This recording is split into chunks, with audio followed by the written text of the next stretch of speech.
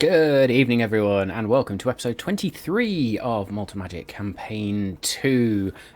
We are one man down for a brief period this evening, but they will be joining us as soon as their trains sort their shit out. As per usual in the UK, trains just can't run in any form of weather. So, yeah, fun. But with that being said, we will soldier on as always. So we'll do the usual intros, usual sort of thank yous and shout outs, and then we'll get into the game. So thank you all for joining us once again. My usual shout out, so Incarnate, Albo Radio and Dungeon Alchemist for all things virtual tabletop and mapping. And then you've got Hero Forge for the NPC tokens, or most of the NPC tokens and other sort of character visuals I choose to do. But of course our amazing artwork is courtesy of Stick, who you will see floating around in the chats. And then there are the tools I use in the background, so Soon, 5e Magic Shop, 2 Minutes Tools, the Thieves Guild and World Anvil. They're just more of my sort of DM's tools, so if I need a quick puzzle I can go on them and go and find them and tweak that, or if I need some rule checks I can do that, as well as using D&D Beyond, of course. And then all the musical tracks you will hear are courtesy of Tabletop Audio or Battle Bards, whom we are still partnered with. So go check out Battle Bards version 2.0 and go check out all those sound effects.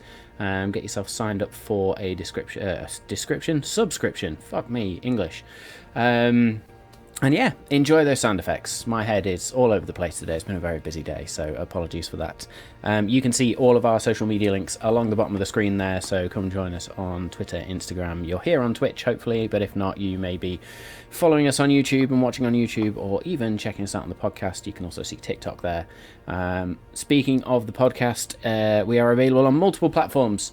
So please do come and check us out on your podcast platform of choice. And if you are listening on the podcast, first of all, hello. Second of all, please leave us a rating or review and just help grow that platform. The more followers we get, the more we can do, which is amazing. So I've rattled through that super quick tonight, which is awesome. So for the past I think it's almost a month and a half now, coming up to 2 months, we have obviously partnered with Homing the Dude, promoting their Sky Zephyrs Kickstarter. So if you've not already, click the link and follow the link to go and set your notification up to get started on that, then please do. There is lots of good stuff coming as part of that Kickstarter, not just the privateering capabilities and the piracy capabilities and the sky ships and the sky combat, but loads of other little goodies around new creatures and potentially new spells and stuff that are coming through. So it's looking like a lot of fun. They are also working directly with a number of virtual tabletop providers to sort of interact and integrate their module directly with those virtual tabletops. So we'll see if Albo Radio gets added to that list, and if it does, cool. Excellent. I don't think I've got anything else to say other than Happy Father's Day to all the fathers out there for yesterday. I hope you all had a lot of fun and got to spend some quality time with your family. I know I certainly did, and got some nice gifts there as well. So yes, Happy Father's Day to all. Yeah, I think I'm done. So my usual warnings most certainly apply. There will be adult language and most certainly adult humour, usually in the chat from the lewd individuals that are in there. So watch out for that. But yeah, with that, buckle in, folks. This could be a fun one. Let's roll.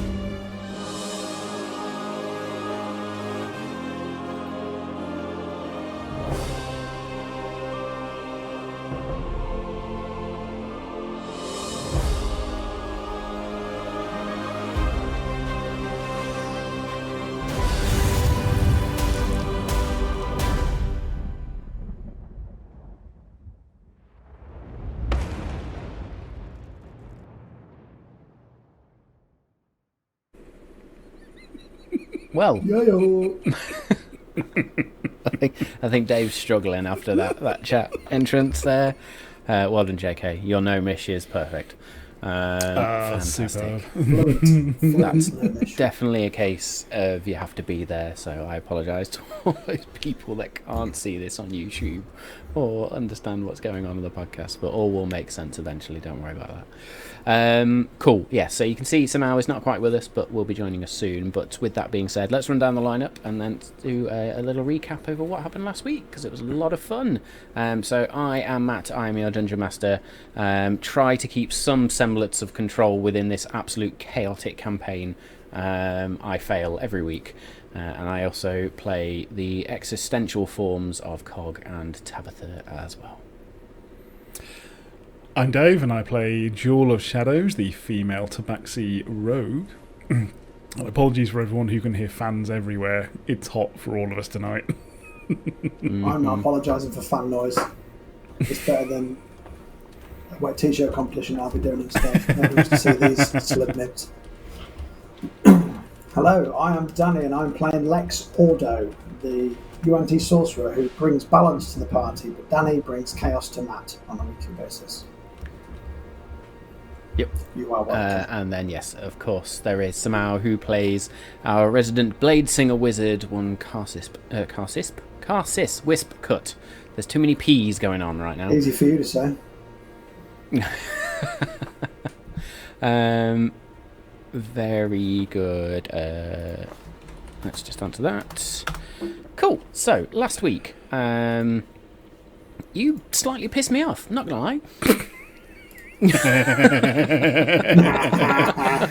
Why? We don't know where that was at all. No, you didn't at all. Didn't piss me off at all. Yes, so we continued our journey, sort of investigating this battlefield that we'd discovered, and having tripped over a metallic hand. I'm ignoring that one stick. Yes, having tripped over this metallic hand, you then, Lex then used their X-ray vision ring of X-ray vision to investigate what was under sort of the ground connected to this hand. Discovered that it was attached to a full humanoid form, so proceeded to dig it up and found a metallic humanoid creature of some sort, totally inert, missing a foot, but with various different symbology on it, and the same particular symbol which you had discovered on one of the crumbled columns, and so came to some sort of conclusion that this was a creation of the same either deity or organization or whatever's going on here, but realizing you couldn't quite animate it or reinvigorate it or drag it, you decided to leave it there, covered it with a little bit of dirt, in the hopes that going and seeing the wizards would then allow you to tell them, and they would go investigate and find it and pull it back and do what they needed to do with it. So you continued to head then west. Got my directions right this week. Discovered you had travelled a bit further north than you'd planned. Yeah, alright, prick, don't give me the sarcastic clap. I'm going to drop a fucking brick on your head. No, so yes, you found you travelled a bit further north than you planned, but still found the river, and then had a rest as you'd been travelling through the night. Not much happened. There was a few things that happened during the night, and then come morning it was decision time around let's get this boat in the water and let's get downstream and get towards the Crystalline Isle. And in that moment, Water Elemental popped out as the spell was cast to enlarge the boat. And in true Lex style, calm as a cucumber, despite failing the emotion check, the meditation check, suggested that the Water Elemental escort them down the river and get them safely to the Crystalline Isle and then basically fuck off. Water Elemental followed its check, and so it did just that. And you landed on the Crystalline Isle, which, as I described last week, was this very mysterious island that is just full of these almost stalagmite-type crystal eruptions, I'm going to call them, that seem to glow, buzz, and hum with a strange arcane power. You realised, actually, as you walked across the sand, smaller forms of those crystals, you were crunching them underfoot. There was some constitution checks, and just to make sure you could withstand the general buzz of arcane power here, as it was quite a lot. I've totally glossed over all the lewdness from last week as well. If you want to go and enjoy that, go check out some other streams where you can find said artwork, and also come join us on the Discord server where you can find the artwork as well. Cool. Yes. Where was I? Yes, so you continue to walk across the island, sort of overcoming that sense of unease and that almost sickness that comes with just the sheer amount of arcane power on this island, where you were then beset upon by a blue dragon, but not just any blue dragon. This blue dragon had a number of golden runes that had been carved into its body, sort of along the edges of its wings and along the sides of its body, all the way up to its eyes. And it spoke to you and challenged you and said none may pass across this island unless they are deemed worthy. You asked how, and it attacked you. And there was a test of strength and ability, ultimately. More ability than anything. Eventually, you did enough for the dragon to call time on the fight. And they said that you basically had enough power to pass. You have passed the challenge of Zephyraths, so to speak. And were you to reach the tower, the Azure pillar, you could do so and say that Zephyrath, I can't even say it now, had deemed you worthy. And I think that is pretty much where we pick up this evening, having sort of not recovered from that fight, just starting to recover from that fight. And decide what you want to do. Zephyrath, I'm going to give up saying that name in a minute, has departed and flown off. A great big blue shadow has gone. So yes, what do we want to do, folks? What are we doing? How is everybody feeling, ultimately? Our characters or us? Both? Yeah, hot and tired, but excited for tonight because we're on this island. We left off with the fact that the dragon just left. Yeah, and we were still going to head towards the big, we were shiny thing in the sky, thinking that's where we need to go. Mm-hmm. Do you think that's the only test we're going to face on the way? Oh, I had not thought of additional tests. Oh, I fear we may. Seeing how far away the point that we're trying to get to is, do I ascertain that we might need to camp before we get there? Are you asking me whether you should take a rest or not?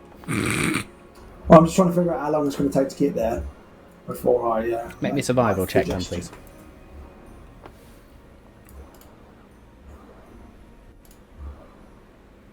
$15. 15.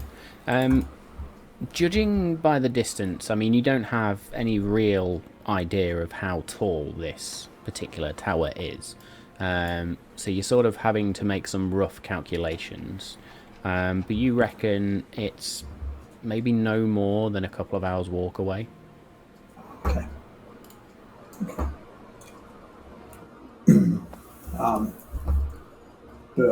Before we head out, do you want to rest up here for an hour or so, or do you think we're okay to continue? As it depends on you. I am okay. I managed to eat quite well, but I know you are looking a little scorched there. Well, it really depends on whether you think we're going to come up against any more adversity, or whether it's just going to be more negotiation. If we've passed the test, surely from what Zephyraths was saying, we've got free passage as long as we say we passed their test. So maybe we march on. Our destination being so close, I could not agree more. Let us try and get there as soon as possible and get some answers. I agree. Okay. Let's go. I am going to follow you, Lex. I think you have a keen eye for where we are going. Very good. Okay. So No pressure. following the battle, then, I am going to ask everyone to make me another Constitution saving throw. Lex and Karsis at disadvantage, please. Oh, I've just rolled good as well, you bastard. It's not my fault. You're a fucking spellcaster, is it? I mean, it'd be helpful if I actually got my dice out. That would really help. 16 for me, and I'll do Countess for him.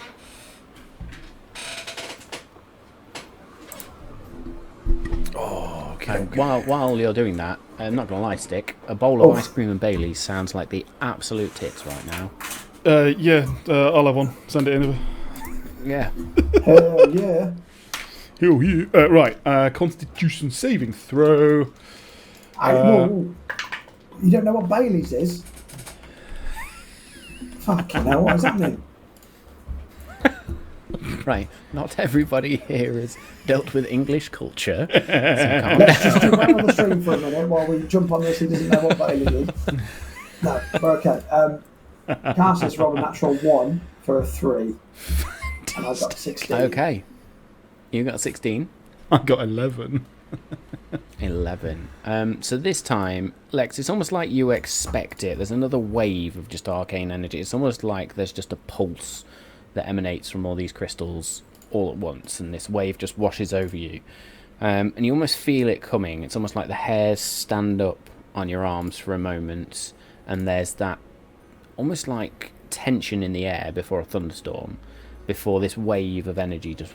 And you manage to sort of hold your stomach as if you're about to vomit again, but you hold it in. Jewel, even you feel it this time, and it might just be that you're closer to the crystals now, or you're further into the island, but you immediately just vomit.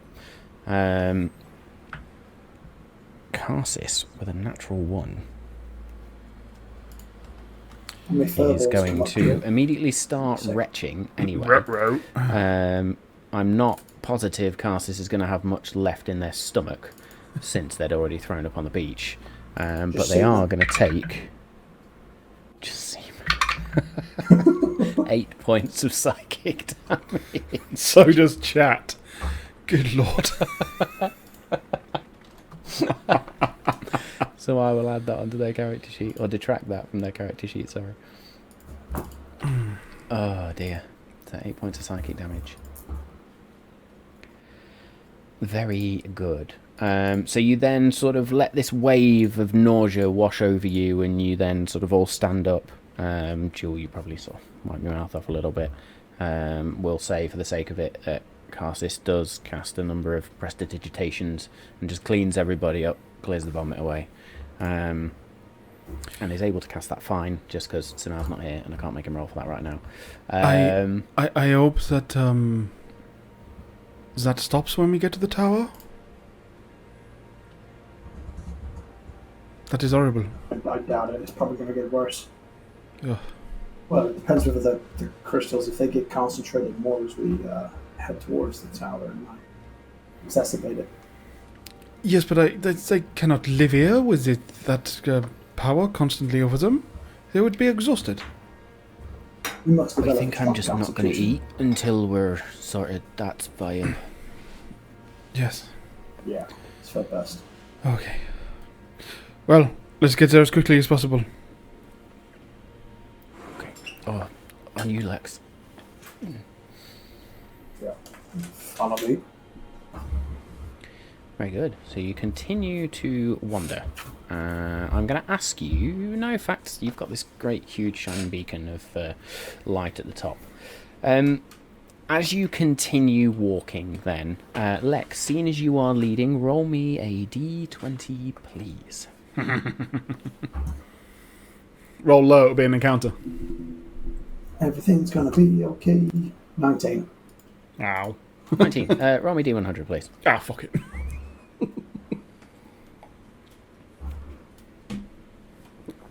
74.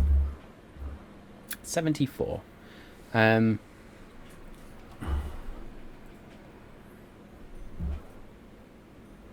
Don't like that face.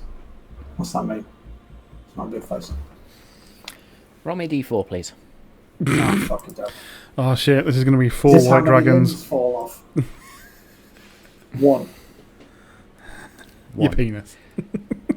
As What you appendage? continue wandering, these crystals begin to get bigger and bigger, and in fact you do see, not far in front of you, there is almost a mountain-sized crystal. It is humongous, and it's becoming more and more difficult not to, or to avoid them, and there's a moment where your arm just brushes against one of these crystals, and there's a bright flash of light, and this light takes form in front of you as a sort of ball of energy, which then just shoots behind you and hits Jewel square in the face. And Jewel just drops down to the floor, asleep. That was worth it. That was worth it. Oh, God damn it, is she dead again? Jewel! Lex, what did you do this time? Okay. She's snoring. I think she's. I'll pull her whiskers. See if that works for her. Does she usually snore like that? You pull a whiskers, I don't know, which, yeah, instant pain. Do I wake up? Yeah, no, I'm going to say that's near enough to taking damage as well, so yeah, we'll say you wake up. Oh, what? Lex, get off me. You have to be more careful. Why? You should have cat-like reflexes. Keep your wits about you. We can't touch the gems, okay? I've just found out. Yes, I did not. You did. What happened? Did I pass out? I brushed it with my arm. You got hit in the face with a ball of light, and I thought you died. It has happened a few times, so I am not surprised you thought that. Oh. Well, yes. So, watch tails, people. That's a very good point. Joe's tail just starts and whips around and keeps that nice and close. Yeah. Carsis Carsis, probably get your tail take off one me. I didn't hand mean and just like that. They wrap their tail around me. Not the time or the place. Carsis then sort of wraps the tail around their arm and just keeps it close to their body for now. To prevent any skin-on-skin contact, I'm going to put my clubber back on, so I'm still in my unbuttoned shirt, and I, after being told I need to row the boat without my top on. Thank you. So I'll put my full clubber back on. Sorry. Viewers. So the trench coat goes back on, or the duster, I should say.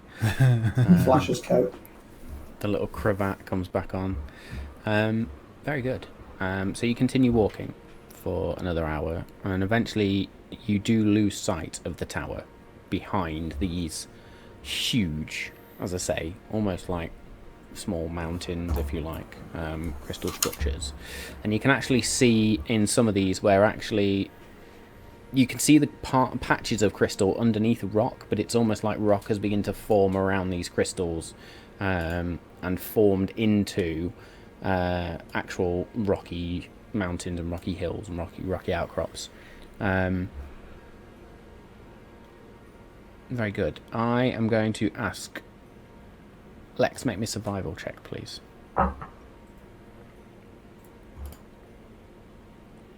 Ooh, 18. 18. So despite losing sight of the tower, you have a very good indication of which direction you need to head. You continue walking for maybe another 20 minutes, another 30 minutes.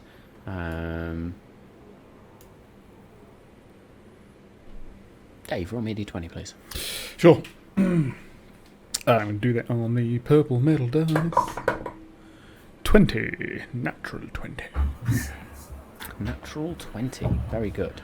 So there's a moment where you can see that Carsis is sort of getting a bit distracted by all of the shinies around them, and they just start to sort of lean, and you can see like they're just about to reach out as they're looking up to halt and just sort of brace themselves against one of these crystal pillars, and you very quickly just grab their arm and pull them out of the way.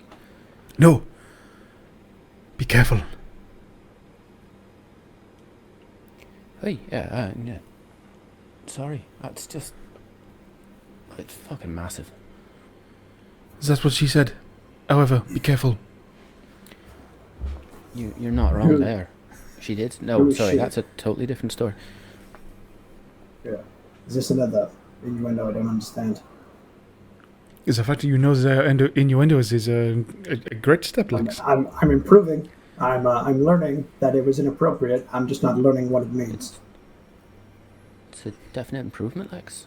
Maybe I'll That's tell you progress, that story right? when we're settled. Although I thought better of you, Joel, getting on the act. Me?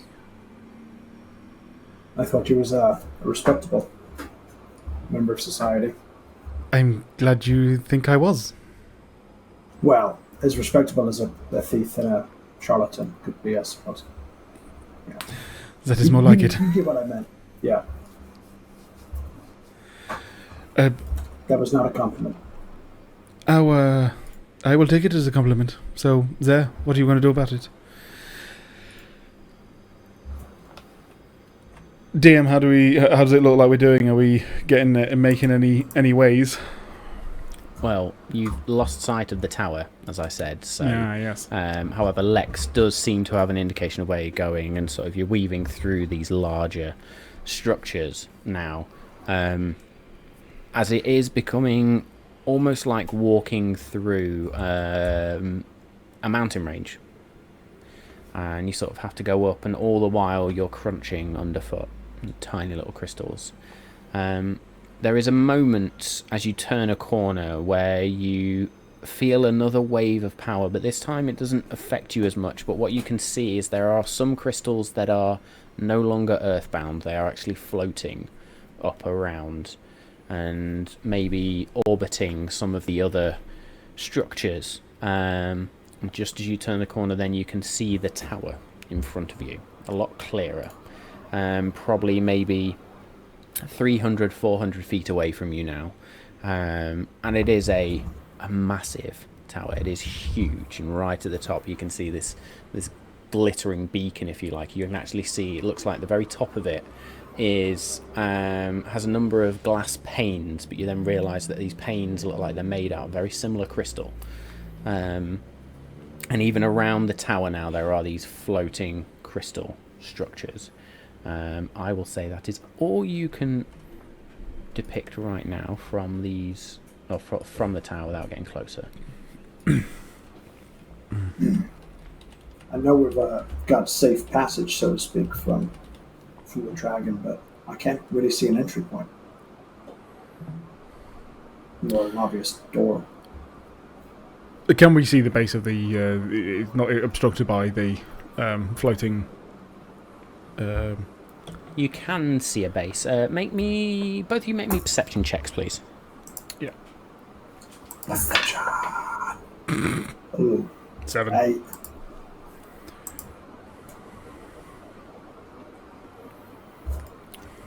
Very good. You can see the base of the structure of the tower. It's almost like there's a strange ethereal fog, if anything, or a mystical fog, which is just about obscuring your vision. For shits and giggles, roll me a perception check for Karsis. Go on, Benny. I think it's better than me with a minus. If I get better than me with a -3, yes, they did. 13. 13. So as the two of you sort of peer closer, Karsis is just going to sort of lean in right close to your face, Lex. And is there something standing outside? Those two things either side of the bottom there. I can't quite tell. All I can see is the fog, and now your face in front of my face. Oh, sorry. There's definitely something there. Is it wise or unwise for us to make a very obvious approach? Have you got any obvious, non-threatening magic that could be used? A light or something. That just means that we are being obvious.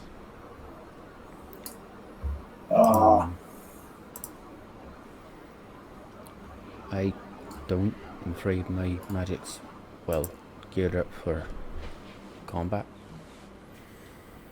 Yeah, I suppose casters could do like prestidigitation, just do some little I fireworks. suppose they could use that to create a small light.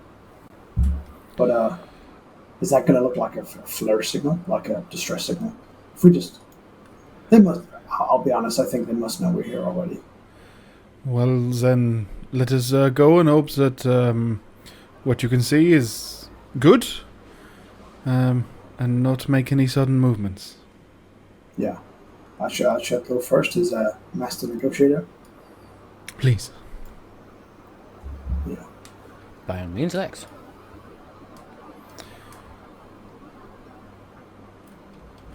Okay. As you then approach the base of this massive tower, as I say, you almost you look up and you really have to strain to see the very top of it.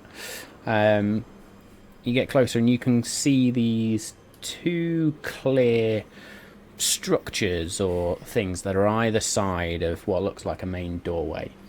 The tower itself is this slender spire, if you like, of polished white stone that's tapered at the top, this pointed roof, which, as I say, is made out of this crystal glass. You can see blue tinted glass. You also now notice that around the very base there is almost this courtyard of sorts of cobblestones, and you weren't paying as much attention before. You were trying to focus on these two figures or two things either side, and you now notice that there is a small garden of sorts.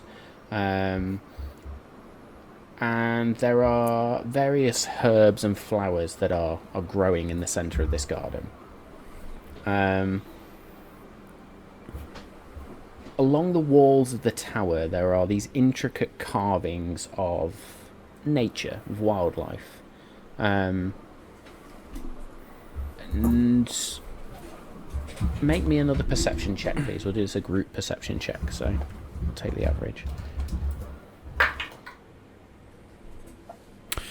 14. Fucking hell. 5 for me. Yep. And 16 for Cassis. Very good. So between the three of you, by law of averages, it's almost like you can hear the sound of what, maybe a babbling brook or rustling leaves or something. There is some sort of sound there, but there seems to be a very nature-esque influence to this tower. Lex, Cassis, it has it has dawned on me. We have now seen this island in person. They have a dragon who is able to guard the island. The place makes you ill, and you cannot directly get to it. These people clearly do not want to interact, I think, with the wider world, or that is the understanding I'm getting. And we are here. What is? I think it important to find. We need to be very clear. What are we doing here and why? Because otherwise, we are in, well, trouble. Yeah, I think their patience might run out quickly to visitors. Yes. I think, well, we know why we're here. We're still on a quest from Artemisia, and they should be sympathetic to that. I the hope fact so. that we want to help find her killer should, unless they believe the hype and they think it is us, they should want to help us, right? Yes, that is one thing I think we need to be very clear about, and we probably need to bring it up extremely early in the conversations. The fact that we are aware of the fact that we are wanted people. They are going to have tremendous lanes of communication, and we are going to have to say, look, even though we know that we have come for your help, it wasn't us. I think we have to be really clear about that. And how do you think, if we suspect the Conclave is responsible for bringing the Shadow Creatures back, and if they believe that the Conclave is long gone, do you think that's going to be welcome news and they want us to divulge that, or do you think they'll get defensive of the fact that we're saying something they probably think they've defeated is still with us? Okay, that is a good point. I think we need to reserve that until we have any understanding of whether whether it is becoming more amicable. We have got to try to see if that is a big card, is what I am trying to say, and we need to ensure we do not give that immediately at the start. Otherwise, we may well be we've given you all the information, and you can now turn us to dust. Yeah, as long as we get the information and not the dust part. As much as I hate to say it, it's a calculated risk I think we should take. I think that yes, it is trying to earn their trust while not giving everything away straight away. We do need to hold some cards close to our chest. But as I say, I feel one big card of us saying we know we are wanted. However, we did not do it. This is a ploy, and we were what is the word, like, they're framed. We need to be clear on this.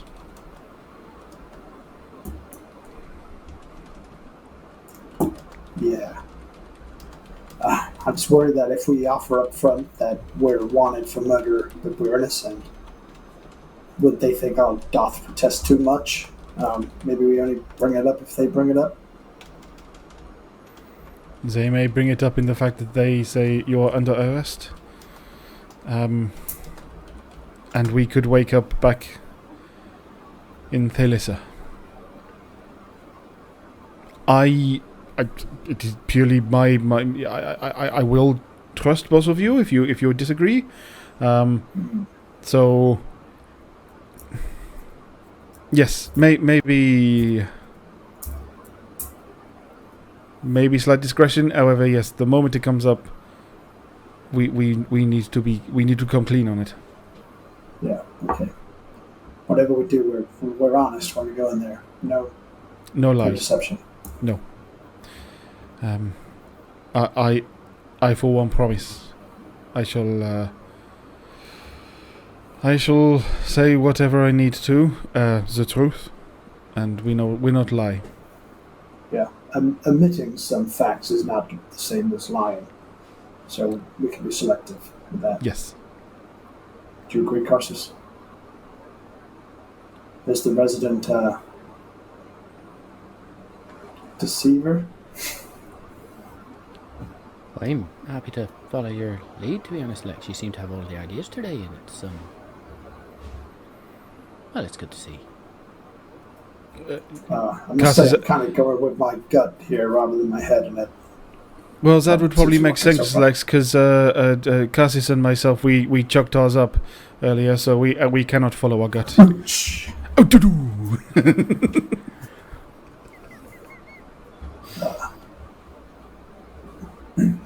Okay. I'll start to approach. Very good. As you start to approach this tower then, and sort of you can see these little crystals that float up and down, you then so is the gardens closer to us than the tower, or the whole thing surrounds it, kind of thing? Yeah.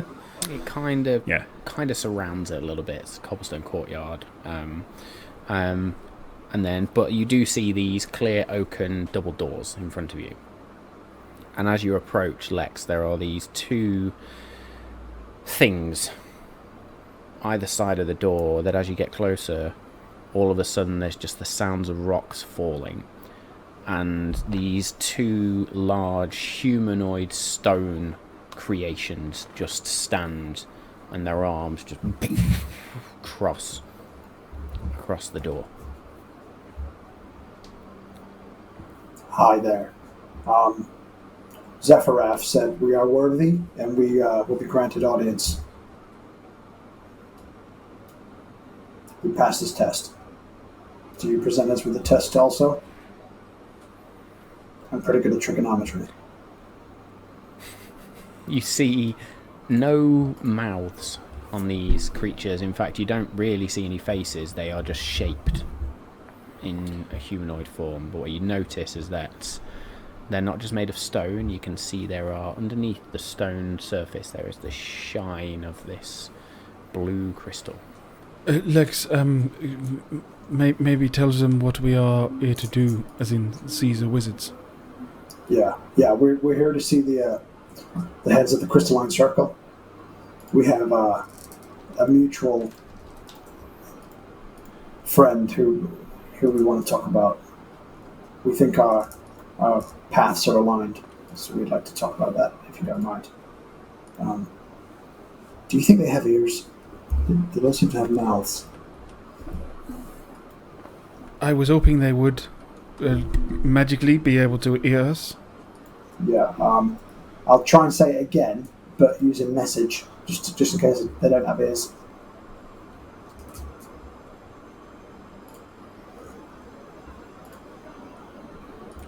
Oh shit, I just cast a spell. Bear with me. Just a second. Your whisper comes out as a thunderous crack. Roll me an Arcana check, please.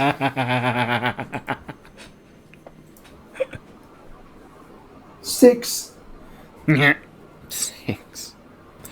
So you do begin to sort of cast that spell, and as you speak in your mind, it's almost like your voice is just sounding out from multiple different crystals around you.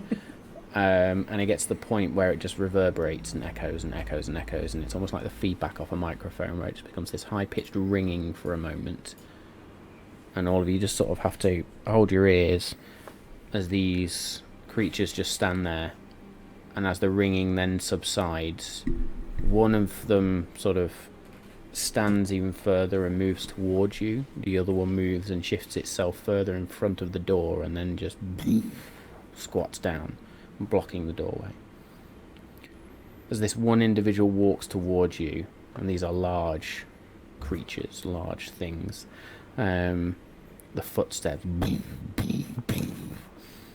and you can almost hear the crunch and the crack of larger crystal formations underneath these gigantic stone feet, and it then reaches forward, and the stone hand just sort of extends a finger and reaches towards your head, and very gently, ding, just touches you on the head. And then there is a flash. Oh yeah, it's not like Superman where he just knocks somebody out. Just gently touches you on the head, and there is the slightest spark of arcane power. I need you to make me a charisma saving throw, please. Holy moly. Is it a spell? It is. Because I have advantage against spells for my saves. Let me just double check that save as well. Sorry, it's a wisdom save. Oh, that's worse. I was happy with charisma. Only +6. I will pick a character with high wisdom one day. So But what then did you that'll roll, be sorry? the campaign where everything's a constitution save. So is it with advantage? It will be if you've got advantage on saves against saves against spells. Yes. Boom. I did that. 17. 17. There's a moment where you can feel this almost tendril of thought just snakes its way into your brain, and begins to read your surface thoughts for a minute, and then you feel it try and penetrate that little bit further, and immediately your brain just shuts down and you just close off. You pinch it off. Please do not try and penetrate legs. Oh no. The finger comes away. Lex is mine. the face begins to shift as it's almost like stone just begins to move and form a face at this point now, and then this hole, for want of a better term, just opens in where a mouth would be, and a voice just sounds out. You have fought Zephyrath, and you live. What business do you have at the Azure Pillar? Am I speaking to... Is this rock guard a conduit, or am I speaking to somebody else, or am I speaking directly to the stone guard? I am speaking through the golem, yes. Hello, I am Lex. This is Jewel, and this is Carsus. We are friends of Artemisia's, and we come seeking your counsel and allyship. If you are friends of Artemisia, I am afraid to say she is not here, and she is also no longer with us. I know. We want to find her killers. Everything is connected to wider disturbances across Adalia. We think he might be interested. It could threaten the circle. What evidence do you have of this? Disappearances, shadow creatures summoned from another dimension, talk of the conclave. We also saw an anti-device of something the Artemisia was building. It was part of, in connection with what we believe was her death.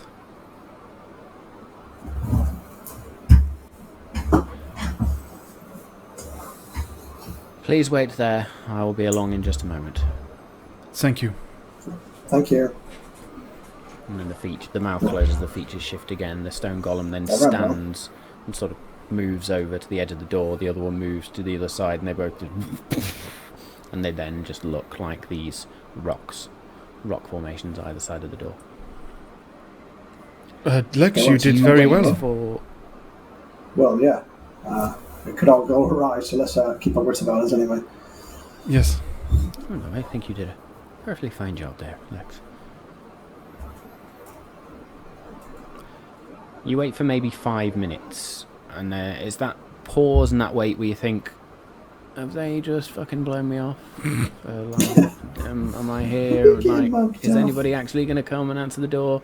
I think you probably, all three of you, begin to get a little bit sort of anxious, and one of you, I don't care who it is, sort of makes their move to go and knock on the door. And as that moment, as they sort of step up to the doors then open inwards.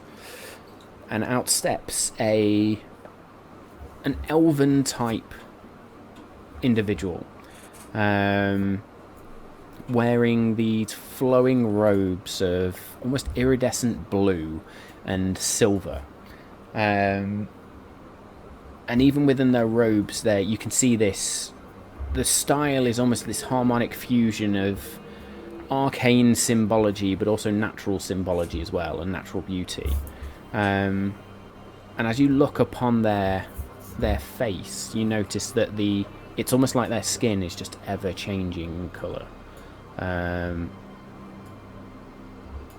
Sort of flashes through greens to gold to orange to brown to white and then back again. Their skin almost has this glow to it, this luminosity like the morning sky, and then their hair cascades in these waves of shimmering crystal-like strands that almost seem to catch the light of the afternoon and refract it. And as you look towards the eyes, they're probably the bits that captivate you most, as they gleam with these different radiant hues of almost kaleidoscopic effect. They step down the stairs towards you with this elegant grace. And you notice in their hand they carry a staff that is crafted from a single flawless piece of this crystal that emanates just a soft, soothing glow. They sort of incline their head towards you. Well, hello. My name is Elysian. I am a warden of the Azure Pillar and protector of the Crystalline Circle. You'll have to forgive our theatrics, despite Zephyrath being one protective force. One can never be too certain. Totally agree. I sense at least two of you have some magical aptitude. I am Nothing obviously on the scale of what you're capable of, but we're obviously worthy enough to some degree. I have devoted myself to study, so one would say I have gifts, yes. Sorry, my tabaxi friend, you were about to say something. we are here for many reasons. We have already spoke, but I thought it prudent for me to say I am rather more wary of the arcane than my friends here. However, I do respect it.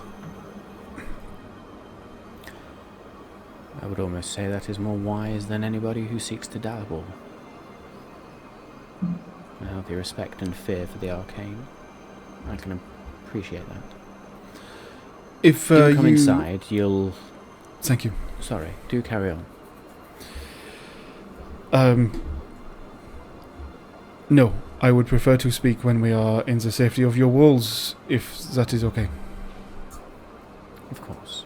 You will feel the effects of the island are significantly lessened once you're inside as well.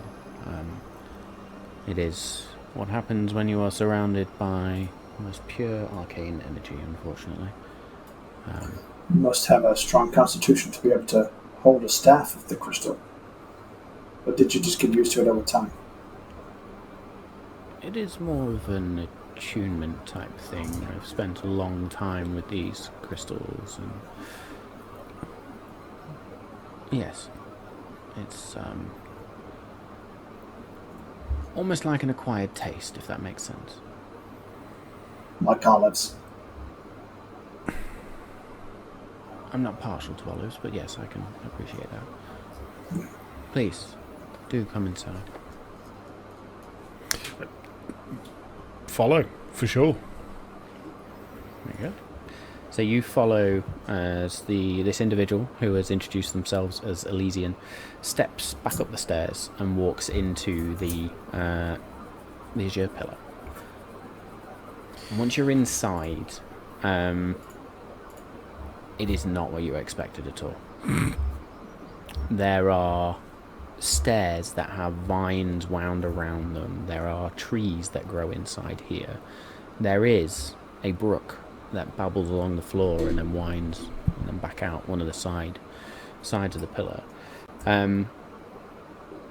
Yet again, the symbology in here is almost this perfect harmony of arcane symbology and natural symbology. You can see that there are stairs that sort of wind their way up, and there's a number of what looks like doors off, and it just goes straight up. It is a wonder to behold.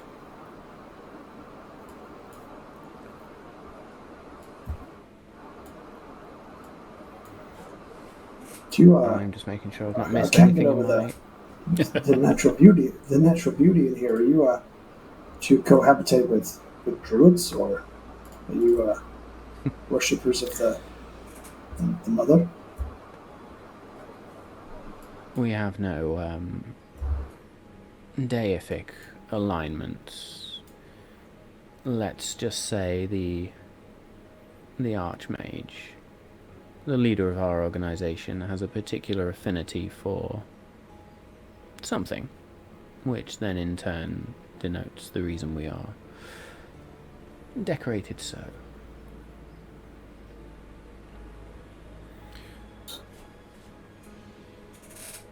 This was suitably vague. nothing like I expected, as you say. This is marvelous.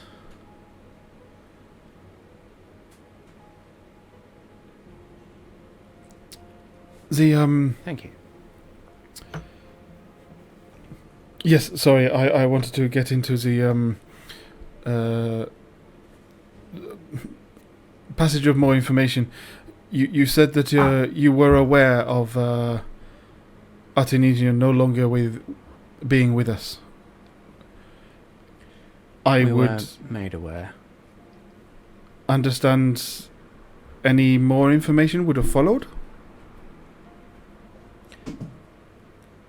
Information has been somewhat sparse, hence I was so keen to speak to you, actually. We understand that she was murdered, which in itself is quite a feat. She was a very, very, very well-practiced Alchemist.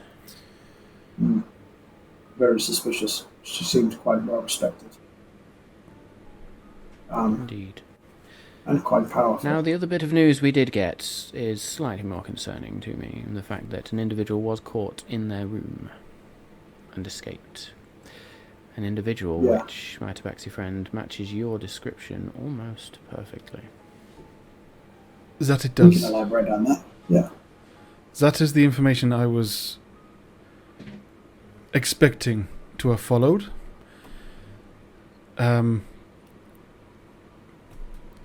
You can ask me anything, but we were framed for her death. We actually started working for her that day, and were simply returning saying we had found something. And I arrived to find her dead. What was even worse was, as I left to find someone who could help, there was a whole corridor full of guards. It was clearly a setup, and I knew that there would be no justice where they were going. So I did unlawfully escape. Interesting. If you'll follow me, I think we need to set some conditions for this conversation. I It's understand. probably best done in my study. So Yes, there are a you lot of see tech tests. Elysian wanders over to another individual who is adorned in similar robes. This individual looking more, even more naturally elvish. There is something about Elysian that abstracts them from your standard elf. And in fact, if you want to make nature checks, you can feel free. Yeah, sure. They speak to this individual, and the individual goes and sort of takes up a position by the door, as Elysian then returns to you. 2. Brilliant. Nice. 21. 21. Jewel, you lived very close to the elven settlements. In fact, you lived in the forests, and you've seen all manner of elves, and you've also seen the elves that are slightly more in tune with the land of the Fae. Elysian, as you recognise it, is an Eladrin. Oh, I mean, we all just got PTSD right then, but our characters didn't, so that's fine. Again! Not again! at least, have we given our names? We have, haven't we? Yeah, we are. Brilliant. Not full names, mind you. True. Very well then. If you will follow me, it is a short walk. We have to traverse the spiral staircase. You will find that most of the mages around here will probably ignore you. They are very in-depth in their study, and they generally don't take well to visitors. We don't get them very often, or if they do, they don't usually knock on the door. We did. Seems as that was the right. That was obvious. We did not know how to get here otherwise, and we came in Most rather a people hurry. usually teleport in or similar mechanism. That was our understanding. However, yes, in our situation, and as you have quite rightly determined, we are not really in the position of getting authorized favors due to our unfortunate current stigma. Okay. Follow me. We will talk in more detail briefly, momentarily. Elysian leads you up these winding staircase, and you see a number of individuals. There's some that are dressed slightly differently. There are a few that are dressed almost exactly as Elysian and all carry these crystalline staffs. You can see others that are holding different sort of equipment. There's some individuals that seem to be carrying vials or more chemical or alchemical type apparatus. There's some individuals that seem to be carrying a bunch of rings and gemstones. There's others that are carrying armfuls of scrolls or walking around with books. Some that hold what look like crystal balls or mirrors. And then there are others who have not just these iridescent blue and silver robes, but also these silver circlets that just sit atop their heads. And their staffs are not just made of this clear blue crystal, but there is also metal that seems to be inlaid into the crystal. And you get the impression that these individuals sit at a certain, maybe rank above the others. And Elysian continues to lead you up the stairs, and eventually you sort of take a step off, and you're into this corridor, which you can see the corridor actually loops around the sort of the outside of this tower. Takes you out into the daylight briefly, and then back into a room where you notice Elysian just taps the staff on the door, and there is almost like this shimmer, and then they push the door open. Please do step in, the three of you. Do I see any obvious traps? Like any people like literally standing in the in the wings, or just anything obvious that Jewel would know about. Make me an investigation check, then, please. Cool. Investigation. Dirty 20. Dirty 20. No. Cool. In fact, you don't really see many other individuals outside of this study. I will head in. Okay, so you step in. Lex? Yeah, I'll follow. And Cassis follows suit as well. Elysian walks around to behind a desk and seats themselves in this high-backed chair that is made of dark wood, but there are blue plush cushions on it, and they just sort of sit themselves, and they then lift up their staff and they lay it down and almost place it onto a holder, if you like, at the end of their desk, and just rest it in there. It's a bit like a pool cue rest, if you understand what I mean there. And then they sort of just sit with their fingers tapping against each other, and oh yes, seats. Sorry, they just wave a hand, and 3 seats just move in front of the desk. Please sit. Oh my, that is disconcerting. Oh, thank you. Yes, thank you. Okay. Jewel actually sort of tests the arm before sitting in it, just like, yeah, that is real. Solid wood. Sort of slightly less plush cushions on these, but they still look comfortable enough. And you can see sort of the brass studs in the arm, like proper old-fashioned chair, if you like. They then turn around and say, right, before we get into any more conversation, there is one thing I must do. I apologise in advance for this, but they take out a book and in front of them flick through a few pages. Please, may you tell us what you are doing before? Yeah, is this someone we should not resist? I just want to. I mean, you can choose to myself. resist if you wish. I will know. It's a little spell wanna just to vomit. ensure that everybody is being totally honest. Almost like a zone of truth. Yeah, that makes sense. Exactly the spell. Yes. Then Lex, it is you will know if it is this. Yes. Just Okay. you'll be fine. We were going to be truthful anyways, but just Yes. I just want to make this the zone of truth is what is being cast. yeah. Please.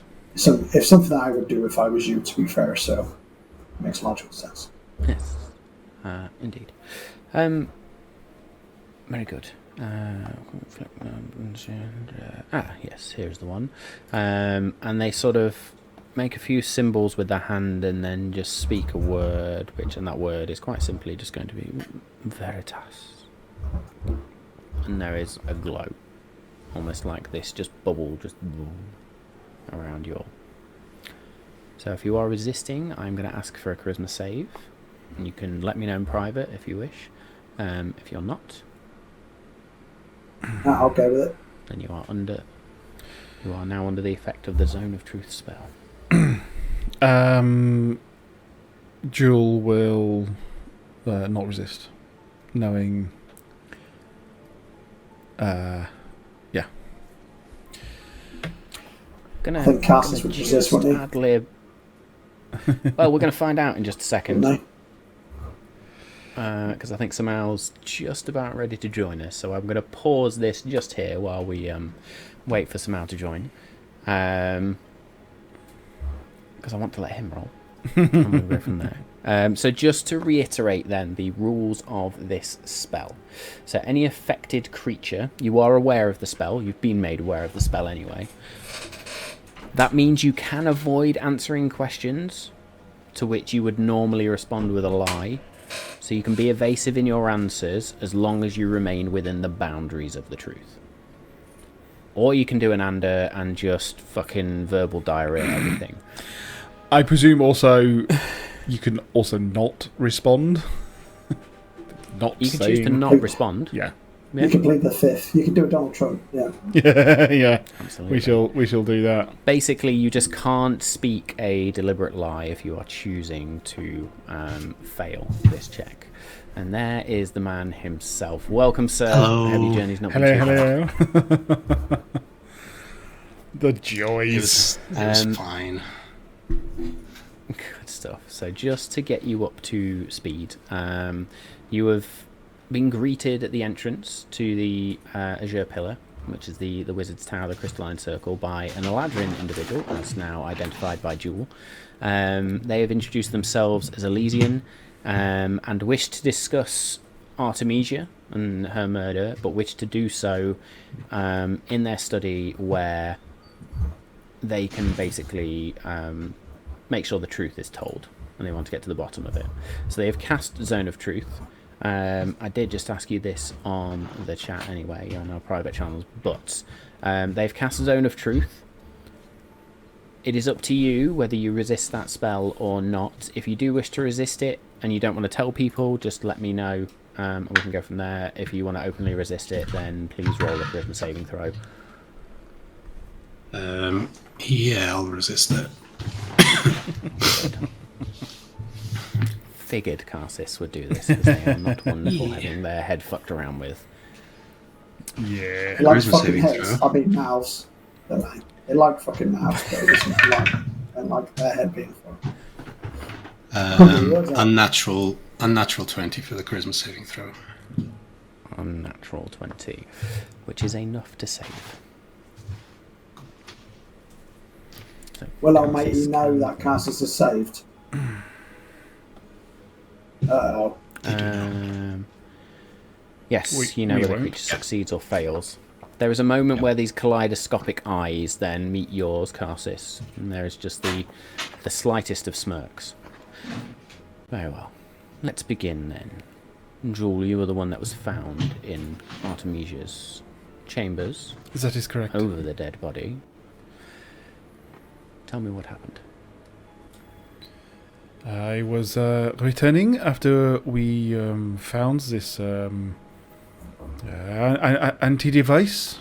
It was buried or constructed beneath one of the city temples in Thalissa. I was returning, leaving both Lex and Karthis to keep an eye on it. When I returned, I was let in by one of the receptionists. They were there, which was odd. It was like the middle of the night.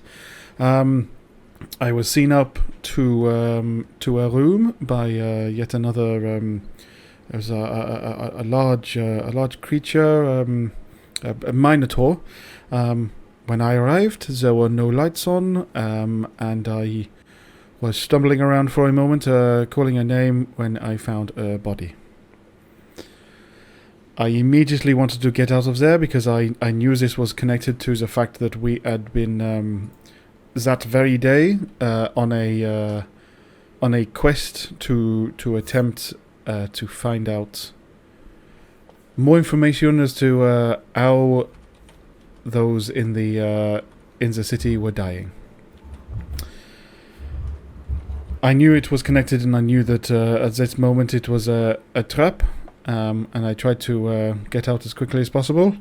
Unfortunately, straight into the city guards' arms.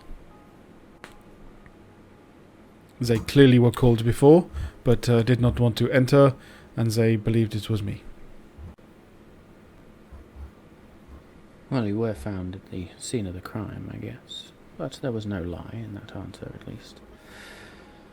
So, you said you were doing a job for Artemisia. What was this job? What did she have you doing?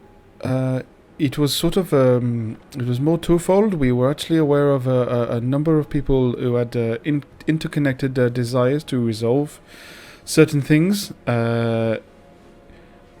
Lex, please help me on the more intricate information. However, I believe that Artemisia knew that there was something that was disturbing a device that she had created, and she wanted that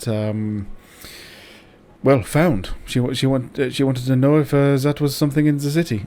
We also were on a or we more precisely found someone else who was also requesting people to find what was causing these weird illnesses and deaths of the public. We quickly found they were interconnected. There was as I alluded to before, some device under one of the temples that seemed to be connected. After that, quite frankly, I do not understand any of it. There was someone there, and they seem to have possibly been the one controlling it. After that, no idea. They disappeared. You said an anti-device. I am aware of Artemisia's constructions and her investigations. I don't pretend to understand half of it, as it was well beyond what I study, but what was this anti-device that you described? Can you describe it? Oh, a moment. If I recall, Joel jotted down what it looked like. So she brings out the parchment and shows. I may be calling it an anti-device incorrectly. It may well be an identical device that was interrupting. However, they seemed like they were being used in opposite ways. And Elysian sort of drags this piece of parchment over and ponders it for a moment. This is not only this one is a side-on view, as we saw it in their office. However, we also managed to get a slightly more top-down view, and I believe this was also interconnected to these marks that we were finding on the poor individuals who were being affected. Marks? Yeah. People who were being taken and disappeared had. It's almost as if they had the life force drained from them by the shadow creatures that we believed. Cassis, you actually saw them more than I did, so perhaps you can chime up as to what these look like?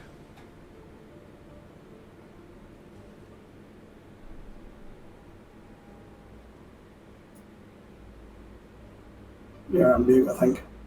I think you're on mute. Oh, we're having some technical issues. Oh. Hello? There we go. Way. There we go. Explains why you ignored the question I asked earlier. Okay, sorry. What was the question you asked earlier? It's all right. Whether or not anything of what Jules said provoked any reaction on this individual recognition. Ooh, make me an insight check, please. That was a good question. It was rude to ignore that, Matt. 11. 11.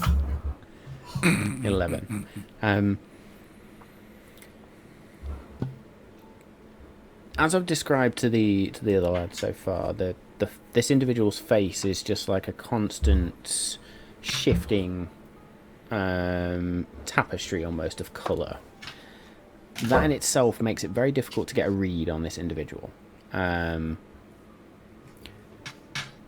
With an 11, they seem familiar at least, or there's a brief look of recognition that flashes across their face when they look at the diagram. Mm-hmm. Yes, well, the creatures that we fought were shadows, so undead creatures created from, well, by an individual pulling something from a different plane. So it looks like we might be looking at someone who can, or has a particular interest in playing with things from other planes.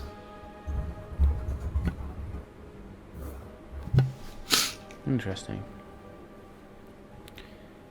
Now, you said there was an individual by this device specifically, and you talked of a mark. I think we lost something there somewhere. Excuse me. Let's start with this individual. Was there anything you can remember about them, or what you say this individual was beneath the temple? Yes. Well, very very little of this individual was easy to glean, as unfortunately they disappeared extremely quickly. However, they seem to be of a fairly slight male origin, and unfortunately that is the closest description I can give of them, unfortunately. Interesting. Okay, well, let's park that for now. Let's talk of this mark. You said these creatures left a mark, or their victims were marked in some way. What was this mark? Would I still have the mark on my skin? Because I got touched, no. Or would that have faded? I'm going to ask you all to make me history checks, please. Cool. Oh, fucking hell. 7. It's hard to tell the truth when you can't remember shit. 16. 18. 16? 18. So Cassis and Jewel would recall that not everyone was marked, but it's the individuals that had been affected the most were carrying a certain mark. So it's not necessarily that the creatures imparted. That was it, because they carried the mark of Artemisia, who were affected the most, not the shadows left a mark. Is that it? Yeah, the understanding we got was that mark looked very similar to the diagram of the device, sort of an overhead of the device. So we thought it was that connection, but obviously we were like, well, surely it would have some connection to the other device because they look very similar. Yeah. And then didn't we ascertain when I got touched, I didn't have that mark, so then it was a mark of her little group, wasn't it? Her disciples. And they seem to be... Sorry, I'm going to set the single. Oh shit, no. Matt's face is fucking... I was going to say... expression of it tells us how to tell whether when I was just going to say that... Word of truth! Tell us, Matthew, tell us. No. But actually, Danny, I mean, I'll admit, I haven't actually, until you said that, made that connection. So if it was actually her friends, then it was, but... Oh, I'm up to talk shit here. No, you may not be. Because there was that one person in the church who wasn't part of the disciple stuff, and she was still marked. Fucked, wasn't she? It's hard to tell the truth to you, Elysium, because we don't know what the truth is, pal.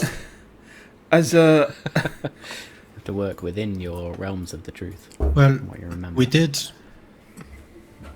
come to the conclusion at a point that it seemed like these creatures were looking for something in particular. Now, we weren't sure what it was. At one point we thought it could have been connected to the temple that existed in Thalissa. Yeah, Thalissa. Thalissa. Thank you. Since some individuals that we met that have been marked by it seem to be aging and losing their vital force. So we thought it could have been something like a war being waged upon fate versus knowledge, but we never really got much further than that because we had to leave so abruptly. But that was also a theory built out of nothing, really.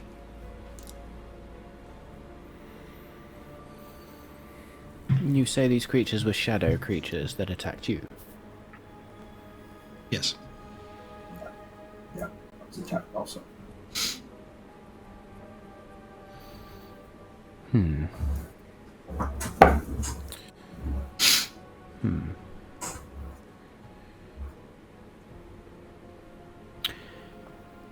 Okay, any other details? Anything else? We did try to do some research on our travels over here. They were cut short due to the fact that we had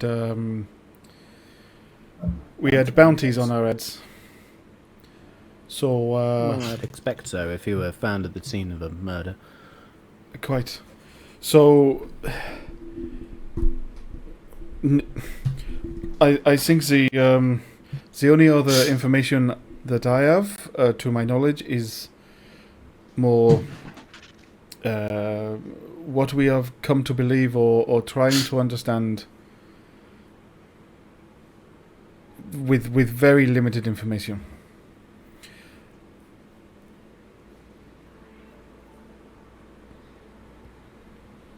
This is a time to bring up everything. There might be evil wizards involved. I'm bringing the shadow creatures through. I think it's the dimension using portals. evil wizards or not. I think it's clear that somebody is using darker magics, more riskier magics, to pull things from darker places. A, not easy, and B, has its setbacks. One of the reasons I wanted to come to you and ask for help is I suspect the Covenant may be involved. Insight check! What's their face do? What's their face do? Roll an insight, right?